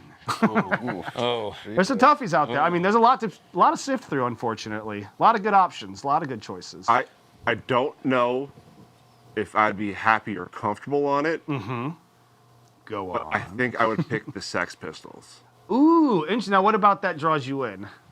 That had to be wild. That just had, like, those guys were, like, you know, like, the start of punk rock, and just the attitude and the crazy shit that they went through. Yeah. I would have loved to see, like, what is actually going on behind the scenes right now. Yeah, Like, the kind of ethos that they brought into the scene was Yeah. the forefront for all like kind of punk mentality. Because like was punk something isn't great. about being pretty and beautiful either. No, absolutely. And like that's kind of like one of the cutting edge bands of like we're not pretty and beautiful. In fact, they kind of like reveled in it. Like No, absolutely. Same as like an Iggy Pop. He's like, I'm gonna smear peanut butter all over my body and like cut myself on stage. Just do crazy shit. So it's good to be able to separate like that. I feel like. Yeah. But it's just, like, I feel like I want to do that, but at the same time, there's a part of me like, dude, do I want to be part of that? Do I want to be part of that tour? Maybe I'll just take a nice Doobie Brothers or something. You know, something chillax. An early Michael McDonald's never a bad choice. Yeah, but then I'm falling asleep every show. Yeah, like, exactly, you know. exactly. Or you get too drunk and you're just like, fucking Michael, yeah! Woo! They're like, please, sir, you are at a Denny's. Calm down. What about anyone else feel like they got any bands that come to mind? I don't go that far back. I mean, I was born in '99, but I'm wearing the shirt right now. I'm like Dillinger Escape Plan. They're like one of the heaviest bands I've ever heard. Yeah. And it's just kind of like something about how they channel like a temper tantrum on steroids. That's a great description. I like that. And I mean, it's like unleashed. It's like they don't fear death. Yeah. You They're just know, like fucking tightrope walking every single show. Yeah, jumping off the balcony and like I would love to take a shoe to the face from that guy. Like, just, like running. Open invitation, boss. We got you right here. He'll happily take a shoe to the face in any format, apparently. So we'll figure that out. Well, he got the details, but no, Dillinger. I mean, you can't go wrong when it comes to heavy and just like absolute Calculating annihilation. infinity. Yeah. They like pioneered all like mathcore and everything. Yeah, the forefathers themselves. It's just brutal. Yeah. You know, and I'm a proggy guy. Okay, yeah, there you go. That ties in a little bit. I Yeah. can see that. I'll switch the genres and say like the Fugees or Wu-Tang Clan, like just trying it out. Yeah. Just with the whole group aspect and just the rawness. I think the Fugees, yeah, the early Fugees would be interesting to see them kind of picking each other's brains and see like what we can get away with. Yeah, just how they work together Yeah. with the difference between the singing and the reggae and the hip hop. I think that would be a great show to see. Absolutely. No, I think there's actually some controversy. They were in New York and they were getting ready to perform and they were actually like reunited for the first time ever in a long time and the venue cut like literally right as they're about to go on stage like, no, it's curfew, you can't go on. And like Dave Chappelle, it's like, I think he's like drunkenly like, who the fuck is fucking this up? You're destroying history right now. Like the Fugees are about to perform. He's like, let us close it our way. And there's this whole big ordeal going on. I'm sure you can find the video online, but shout out to the Fugees. I would have loved to have seen some clips from that performance, but you know, sound curfew, come on, it's Dave Chappelle. Dave Chappelle's in the building, just here's the bill, Dave. He's like, don't, whatever you want, it's fine. We'll make the mayor happy. You want a picture? I'm rich, bitch. There you go. Is that enough for you guys? Jesus, let the man live. What about some other choices for a band you'd like to see on their first tour? Sitting here reeling over it because the crossover on genres has been going through my mind. It's just like, fuck. But definitely, if I'm just gonna be straight about it, probably Zeppelin's first tour. Yeah, I mean, come on, that's a hard one to pass. I could, that'd be incredible. Now, what about, is it Jimmy Page in particular, or just like, what about Zeppelin does it for you? That's why I would like Josh. I love Robert Plant as a vocalist. Yes, and like I love how Josh has that range. It's really nice. But but if I'm gonna go to the other direction, I'd say probably Waylon Jennings. Hey, you know what's funny? I was bummed. I should have worn. I saw your hat. I came in with a Waylon shirt on that just came in the mail today, and I was like, no, I'll make sure I have my representation for Dark Satellite, who we love as well. But we love Dark Satellite. I love they're like I said, their Splitting Image album. I've gone back and listened to it. Like the first few times I listened to it, I was like, this is a good record. And then I actually like sat down and like really gave it the attention it needed, and I was like, this might be like a genius record. Like they're so intricate with how they write, and they're just the nicest dudes ever. Yeah. Shout out Cactus House Recording, all that good stuff. They're great people out there. Anyone else? Did I cover everyone? I'm not sure. John? Yeah, same with me. I mean, Zeppelin for sure in the early days, and maybe Queen a little bit. I've been to a few Guar shows, but I've never had a real shit and piss. Yeah. You know what I mean? Maybe Gigi Allen. I was just gonna say, yeah, just substitute Gigi Allen. You will definitely get that dose for you there. I'm like, I think my mom's watching and she loves you guys that much more for the Led Zeppelin. Hell yes. You can't go wrong. They're the Shout out Russell's say mom. what you want about the quote-unquote thievery of the music. The delivery and the representation and how they presented it was all their own. And Led Zeppelin is arguably one of the greatest bands of all time. And just watching the fan reaction is just they insane. go crazy. Yeah, every single show You is know just what to like expect. Yeah, exactly. They were fucking just monsters on and off stage, which is a whole different category, which we won't go into Led Zeppelin's lineage and backstory.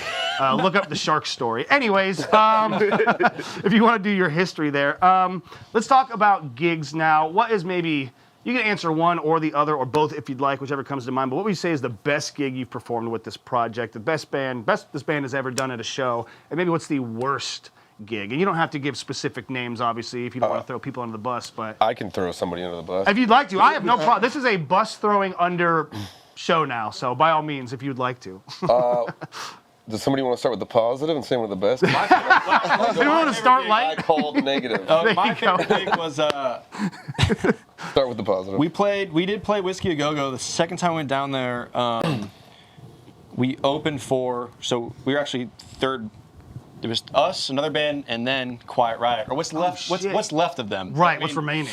But that's where I met Rudy Sarzo, so it was really cool. But we It's played Rudy, that show. That's what's left. That is the riot of the quiet side. We were on this legendary stage, and it was like a packed house, and we laid it all on we left it all there on the floor, and it was a great time, and I was just like, it was euphoric for me because it was just my family even like came down, like my family flew down just to watch it. Oh hell yeah, that's awesome to have that kind of support like that. Yeah, it was a great time, and then we all had a great time up at the Rainbow Room. Like it was a good time. You got to do the Rainbow Room.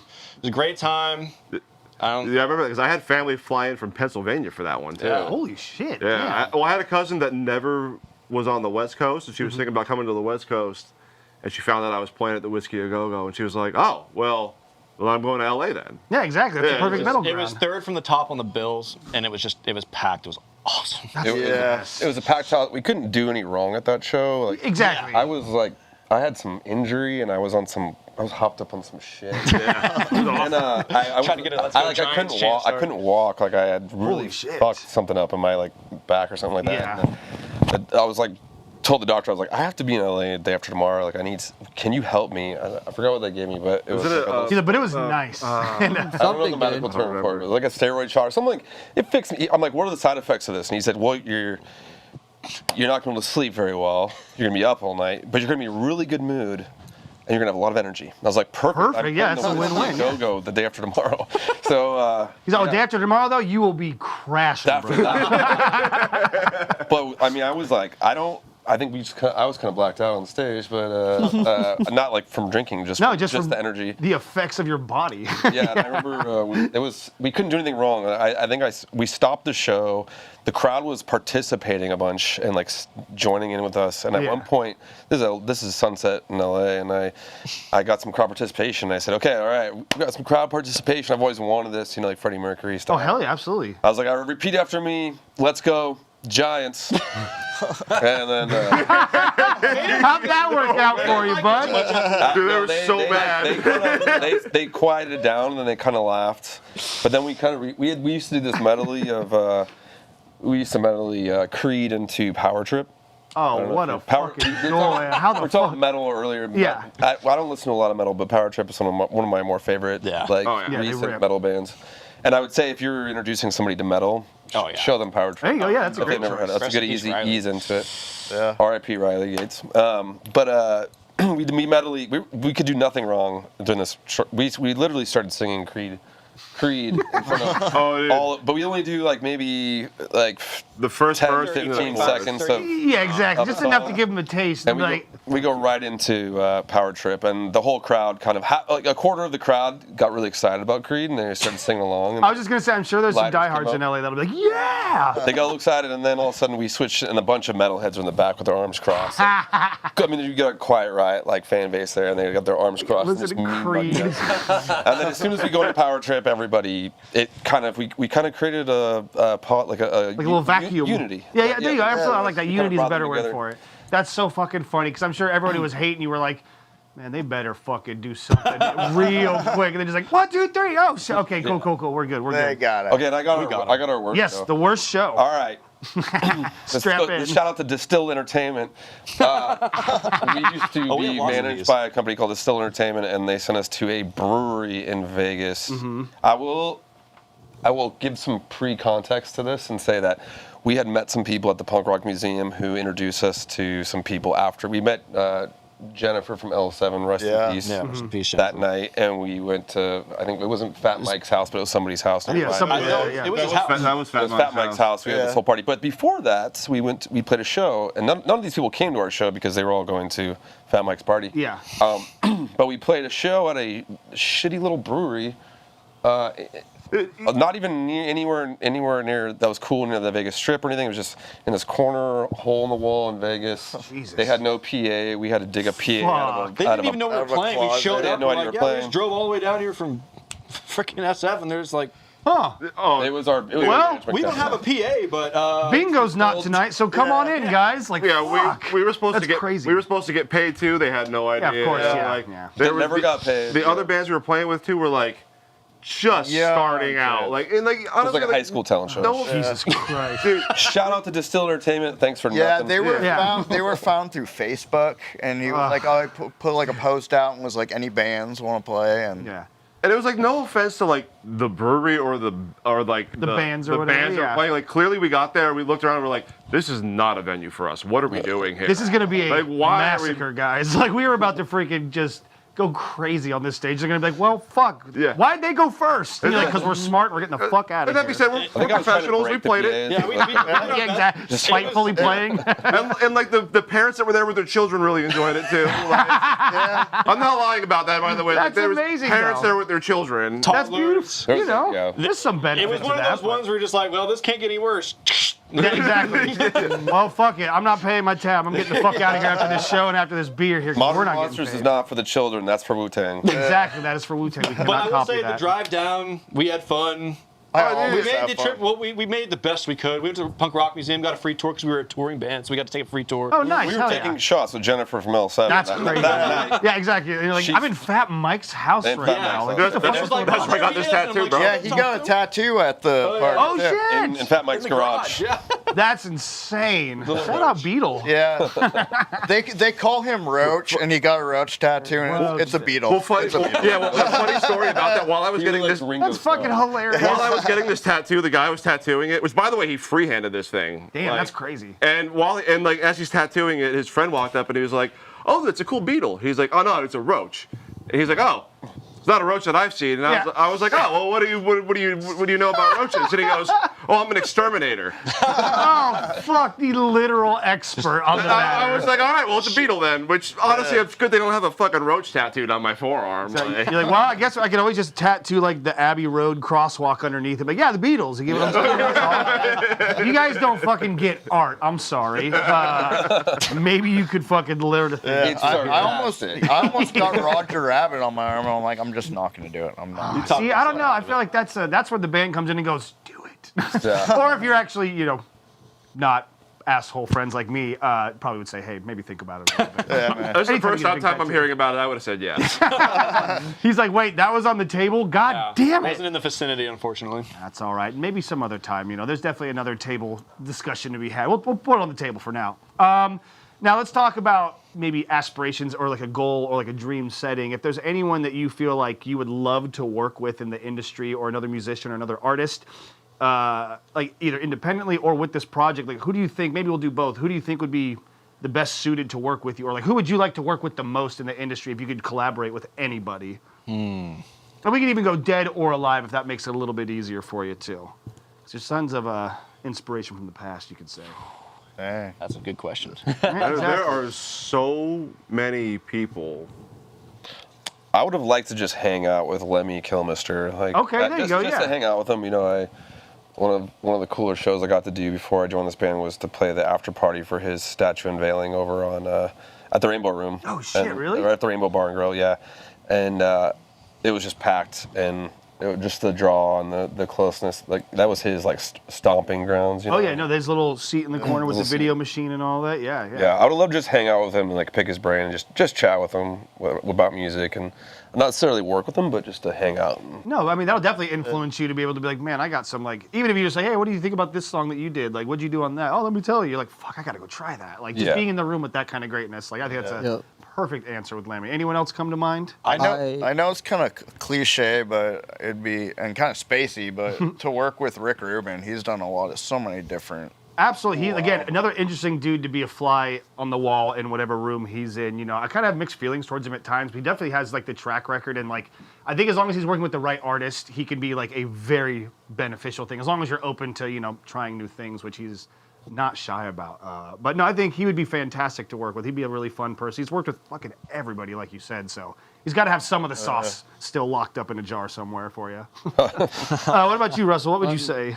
Like, I agree with that answer. I want to see, like, what the secrets are, because as far as I know, he'll, like, teach a breathing technique, go tell you to go for a walk or something, and then you come back and you write something brilliant. Yeah, it's not even, like, music related, just, like, here's how to be a, like, chill person. Like, here's how to get zen, so to speak. Totally. So. But I got them both on my arms, and I would love to work with Claudio Sanchez and Chino Moreno. Yeah. From Coheed and Cambria and Deftones. Deftones, yeah. Because, I mean, they're some of those bands where I'm like, you stole my idea.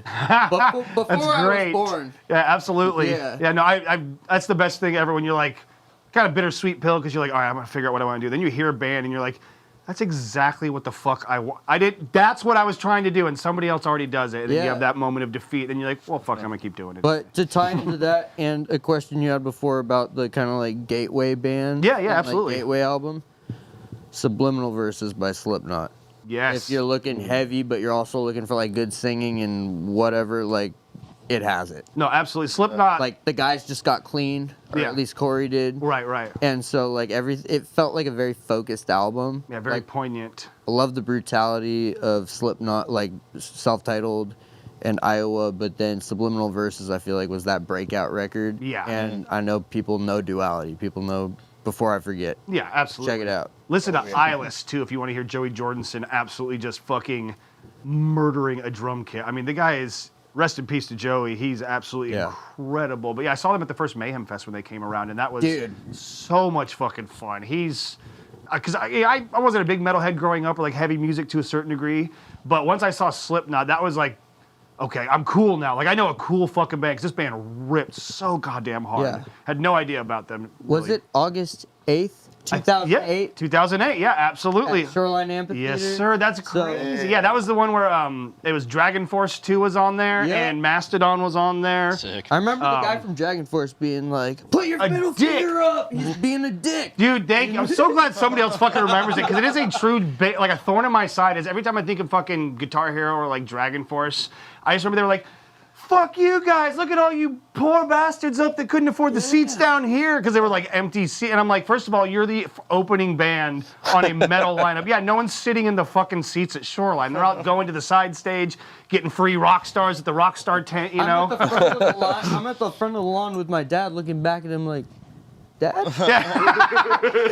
Dad, are we broke? What's going on here? Like, he's just British. He's an asshole. It's you'll understand one day, son. But no, that was a great time. And then the only thing that sucked about that was I believe Disturbed played, and I was like, man, that was just. But then Slipknot came on right after, and I was like, yay, everything's okay again. I hear you. I was a huge fan at the time. Yeah. Still like some of their stuff, you know, it never leaves when it's nostalgic. But yeah, absolutely. I do hear. No, that was just that show. There was a personal thing that was going on at that was like a very bad thing that happened in my friend group. We were all getting like texted about it. So I was like in a weird spot. But when that ended, and then the next step came on, like Slipknot, absolutely. I was like, man, this is amazing. Like, I just like brought me up to my feet and like brought me up, pulled me up by my bootstraps, and I was like, we're gonna have a good fucking night, and we did, and they were incredible. Still one of the best live metal shows I've ever seen. Let's talk. We'll wrap things up here shortly and get you up on stage for a couple more tracks here. But where would you like to see this band in 5 years' time? Is there any like long-term goals, or is it just kind of like the chip away, keep the axe to the grindstone kind of situation, or is there any bigger ambitions that you would like to see happen with this project? I'd like to see it being, paying for itself and playing some bigger festivals and things like that, and just being on the road with my buddies because it's my favorite part. Yeah, no, absolutely. I think that's perfect. Yeah, we've had such a good time on the road in our 87. We have an 87 Dodge Ram van. Yes, you do. I saw that beast. That thing's a fucking looks monster. Like the inside's all like red velour. Looks like an 80s kind of whorehouse on the inside. Well, it's welcoming. It's like driving on a couch. And there you go. I like that. All our gear, haul our asses and all our gear up the Grapevine multiple times, up through the to snow. Washington, through the snow. Yeah. She's been a trooper, and I just like being on the road with my friends, and it's the best time. No, absolutely. Just out on the road doing it with the squad, like that's hard to beat, man. You're like, we are in this shit. Like we are living the fucking life. And just make it where it's comfortable for us, like, you know, financially, because we all have our jobs that take up, you know, a lot of our life, and it would be so nice to be able to, you know, be financially stable enough to be like, all right, I want to hit the road for 3 months. Yeah, let's go. Exactly. Like, I'm just going to take these 3 months and I'm going to do my thing, and we're going to go out on the road. We're really going to branch out here, which in due time, you know, it seems like you're definitely putting in the work and chipping towards that direction. I mean, you guys definitely have a show that you could present anywhere full force. That would be absolutely fucking dynamite for a crowd to suck into a bar or suck into a venue and have some good time. So hopefully that is in the cards, and we will be putting the Talking Schmidt,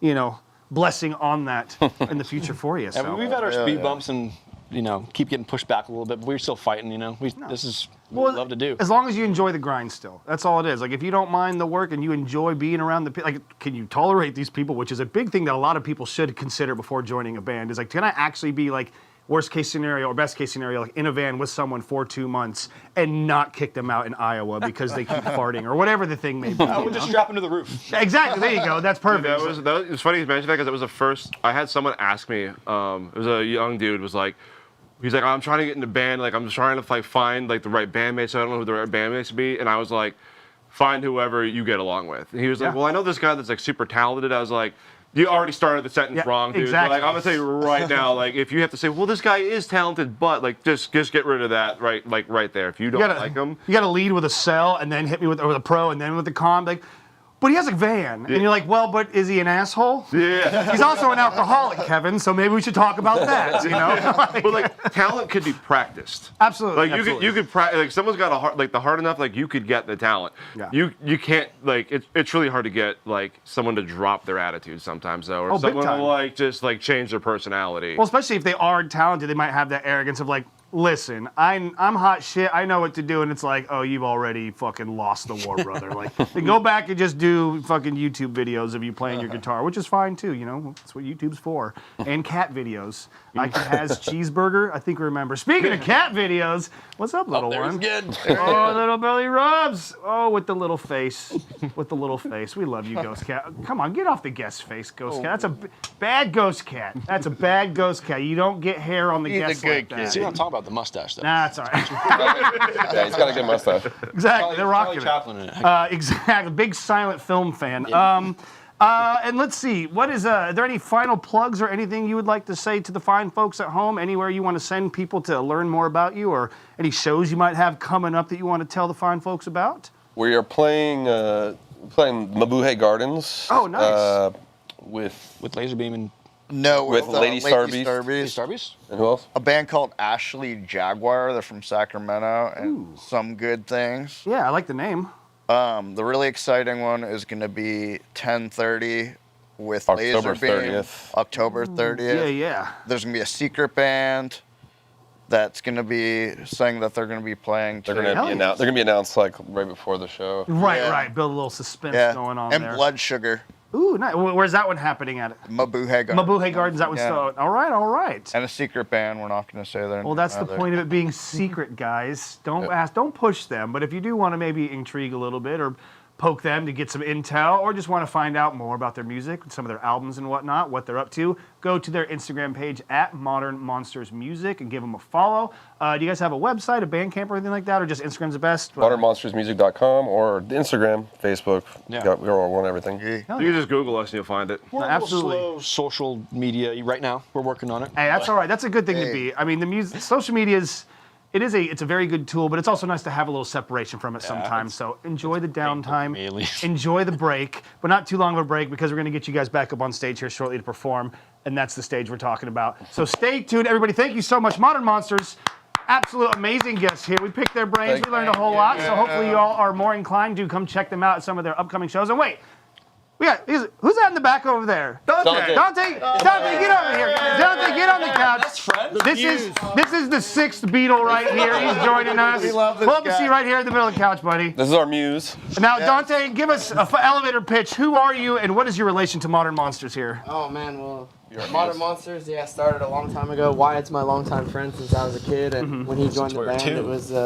We used to play music together as kids, Yeah, absolutely. High school band, trying it out, and Stroke of luck. When I met these guys, Brody, Rich, just the whole, everything connected. Like for me, being a monster is, being a good human. So, I love that. That's actually, that's a perfect way to fucking end that. That is, to be a monster. And, it's brotherhood's a big thing, but it's about humanhood, being a good human and doing the right thing. So, exactly. Because that means everything you do is going to be in good faith. You have a good life. You got no baggage. You just enjoy the ride, everybody. Please. Whenever we call Dante the Muse, because whenever he's in studio at we call it the crematorium, is where we. Perfect. Yeah, absolutely. Yeah. Ours was the Jam Factory, so I understand.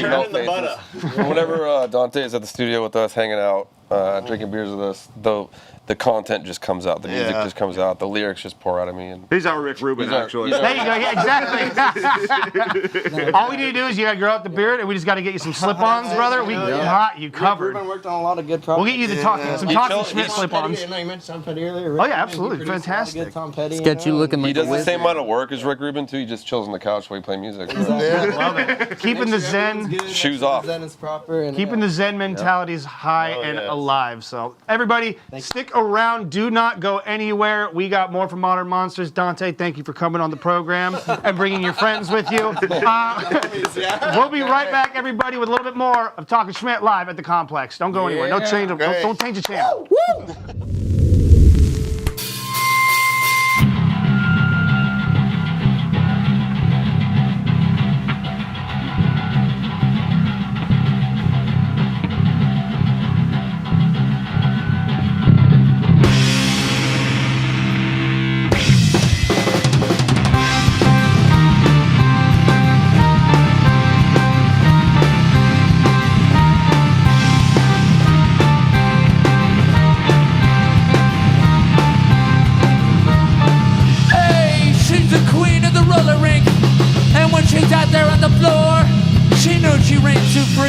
Hey, roller queen, let's go get some ice cream. Get down on it, get down on it, get down on it, head down on it, head down on it, head down on it, head down on it, head down on it.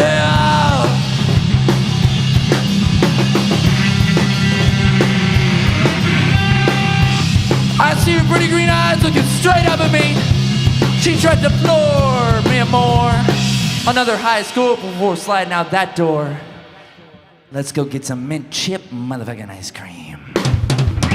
Get down on it, get down on it, get down on it, head down on it, head down on it, head down on it, head down on it, head down on it.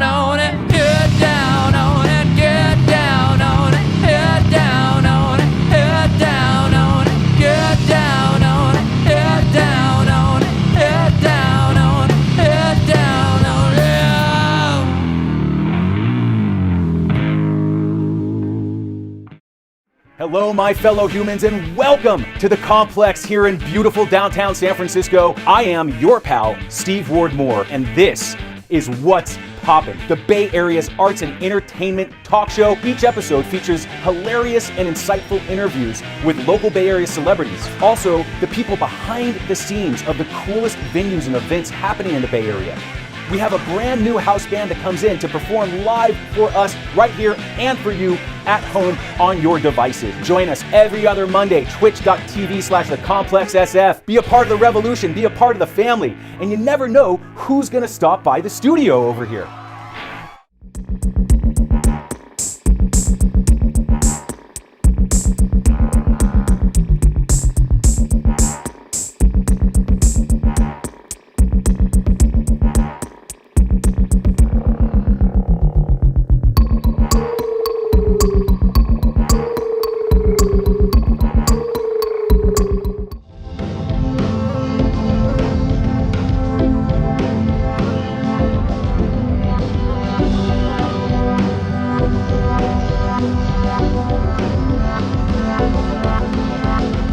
Okay, Horde guitars, what they got? They got pickups, and they got these pickups. They got more pickups.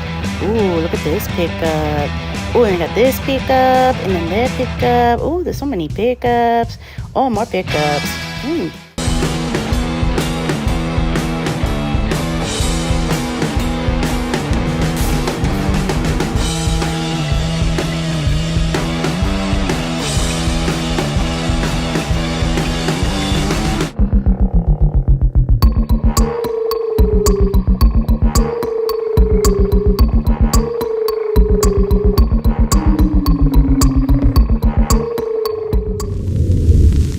Howdy, howdy, everybody. We are back for the back end of our world-renowned episode of Talking Schmidt Live at the Complex. Thank you for joining us and being here with us this evening. It's been a fun time. We just got done interviewing the one, the only Modern Monsters, and they got a couple more songs they're going to perform for us. But before we get to that, Alana was kind enough to remind me that we have the Dark Satellite CD we were talking about earlier. Splitting Image. It's absolutely incredible. You should get one. And they got, look, they got 3 of them. There's 3 little faces. I feel like I'm like the 4th member. Something like that. I feel like I'm actually more pale than these in reality, but that's all right. Check out Dark Satellite. Check out Splitting Image. Awesome record. Opening track Blood on the Page is a absolute banger favorite of mine, so I hope you enjoy it. But let's get straight to it. Without further ado, the one, the only, Modern Monsters on Talking Schmidt Live at the Complex, everybody. Take it away, gang.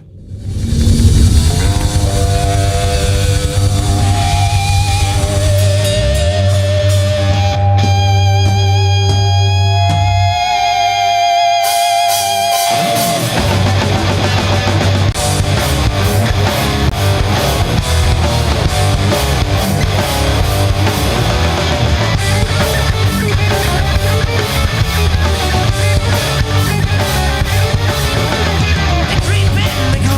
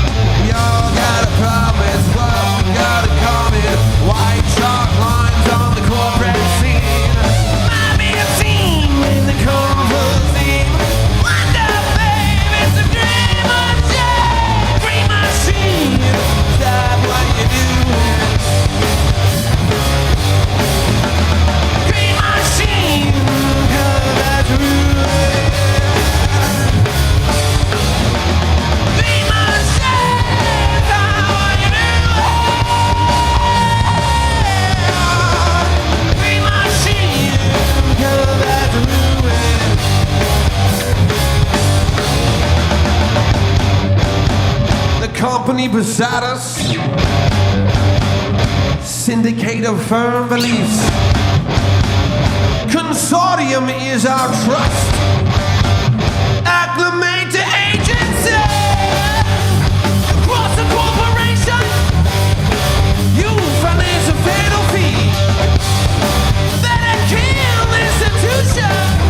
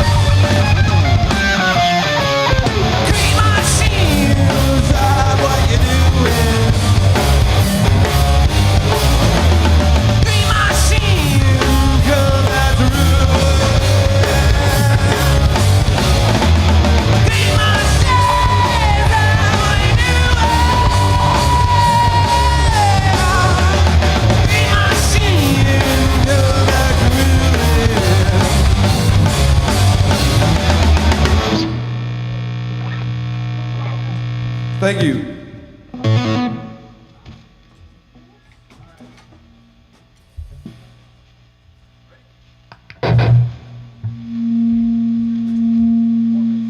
All right, we're gonna throw a cover in there for you.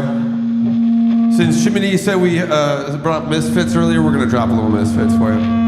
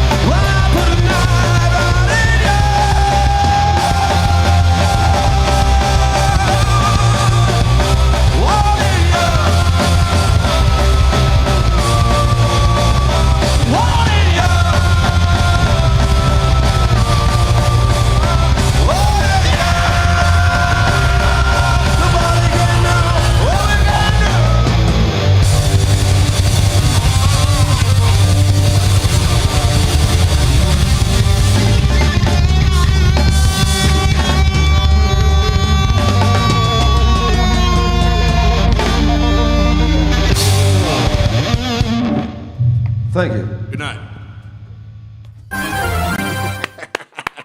Thank you and good night indeed, everybody. Modern Monsters for your viewing pleasure. I hope you all enjoyed this episode of Talking Schmidt Live at the Complex. If you like this one, please make sure you follow at Modern Monsters Music. Follow at Talking Schmidt Live and follow at The Complex SF and at What's Poppin' at The Complex SF. Make sure you hit all of those things. We will be posting all of the stuff that we got going on. And if you want to check out backlogs of the episodes we've done, you can check out youtube.com or twitch.tv. I think if you want to go further back in the lineage, go to the youtube.com/thecomplexsf. If you want to watch the recent stuff, go to twitch.tv/thecomplexsf. Very simple. Give them all a follow. Subscribe if you can. And once again, thank you to Modern Monsters. They absolutely destroyed it tonight. They were incredible. That's going to do it for this evening here. We have another episode scheduled 2 weeks from tonight. It's going to be Wednesday, September 2nd at 7 p.m., featuring the three-piece band that I actually was just lucky enough to share a bill with, a stage with the other day when I was playing with Still Young. The one, the only, the Queen and I. Hi, Greg. Shout out to Greg always. Love you, buddy. And the rest of the squad. Can't wait to have the Queen and I in the studio in 2 weeks on Wednesday, September 2nd at 7 p.m. Thank you to the crew. Thank you to the viewers for watching at home. Have a great night. And we will see you next time right here at Talkin' Schmidt, live at the Complex. Adios, everybody.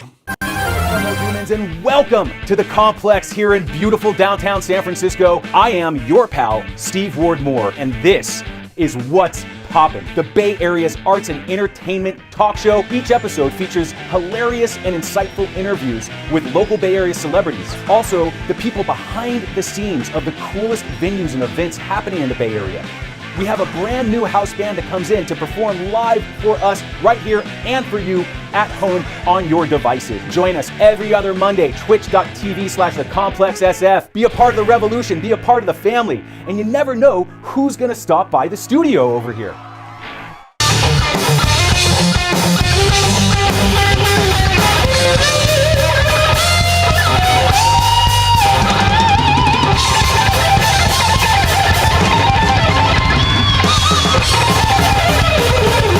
Coolest thing to ever happen to freestyle rap. Slapping and rapping, I'm making it happen. We come up 11 and killing that beat. Never gave two fucks, I'm going crazy. I was born in the streets. What the fuck, kid? I just woke up. It's the 1800s. Wow, this is kind of scary. Normally, I'm the one that's dirty and the one that's hairy.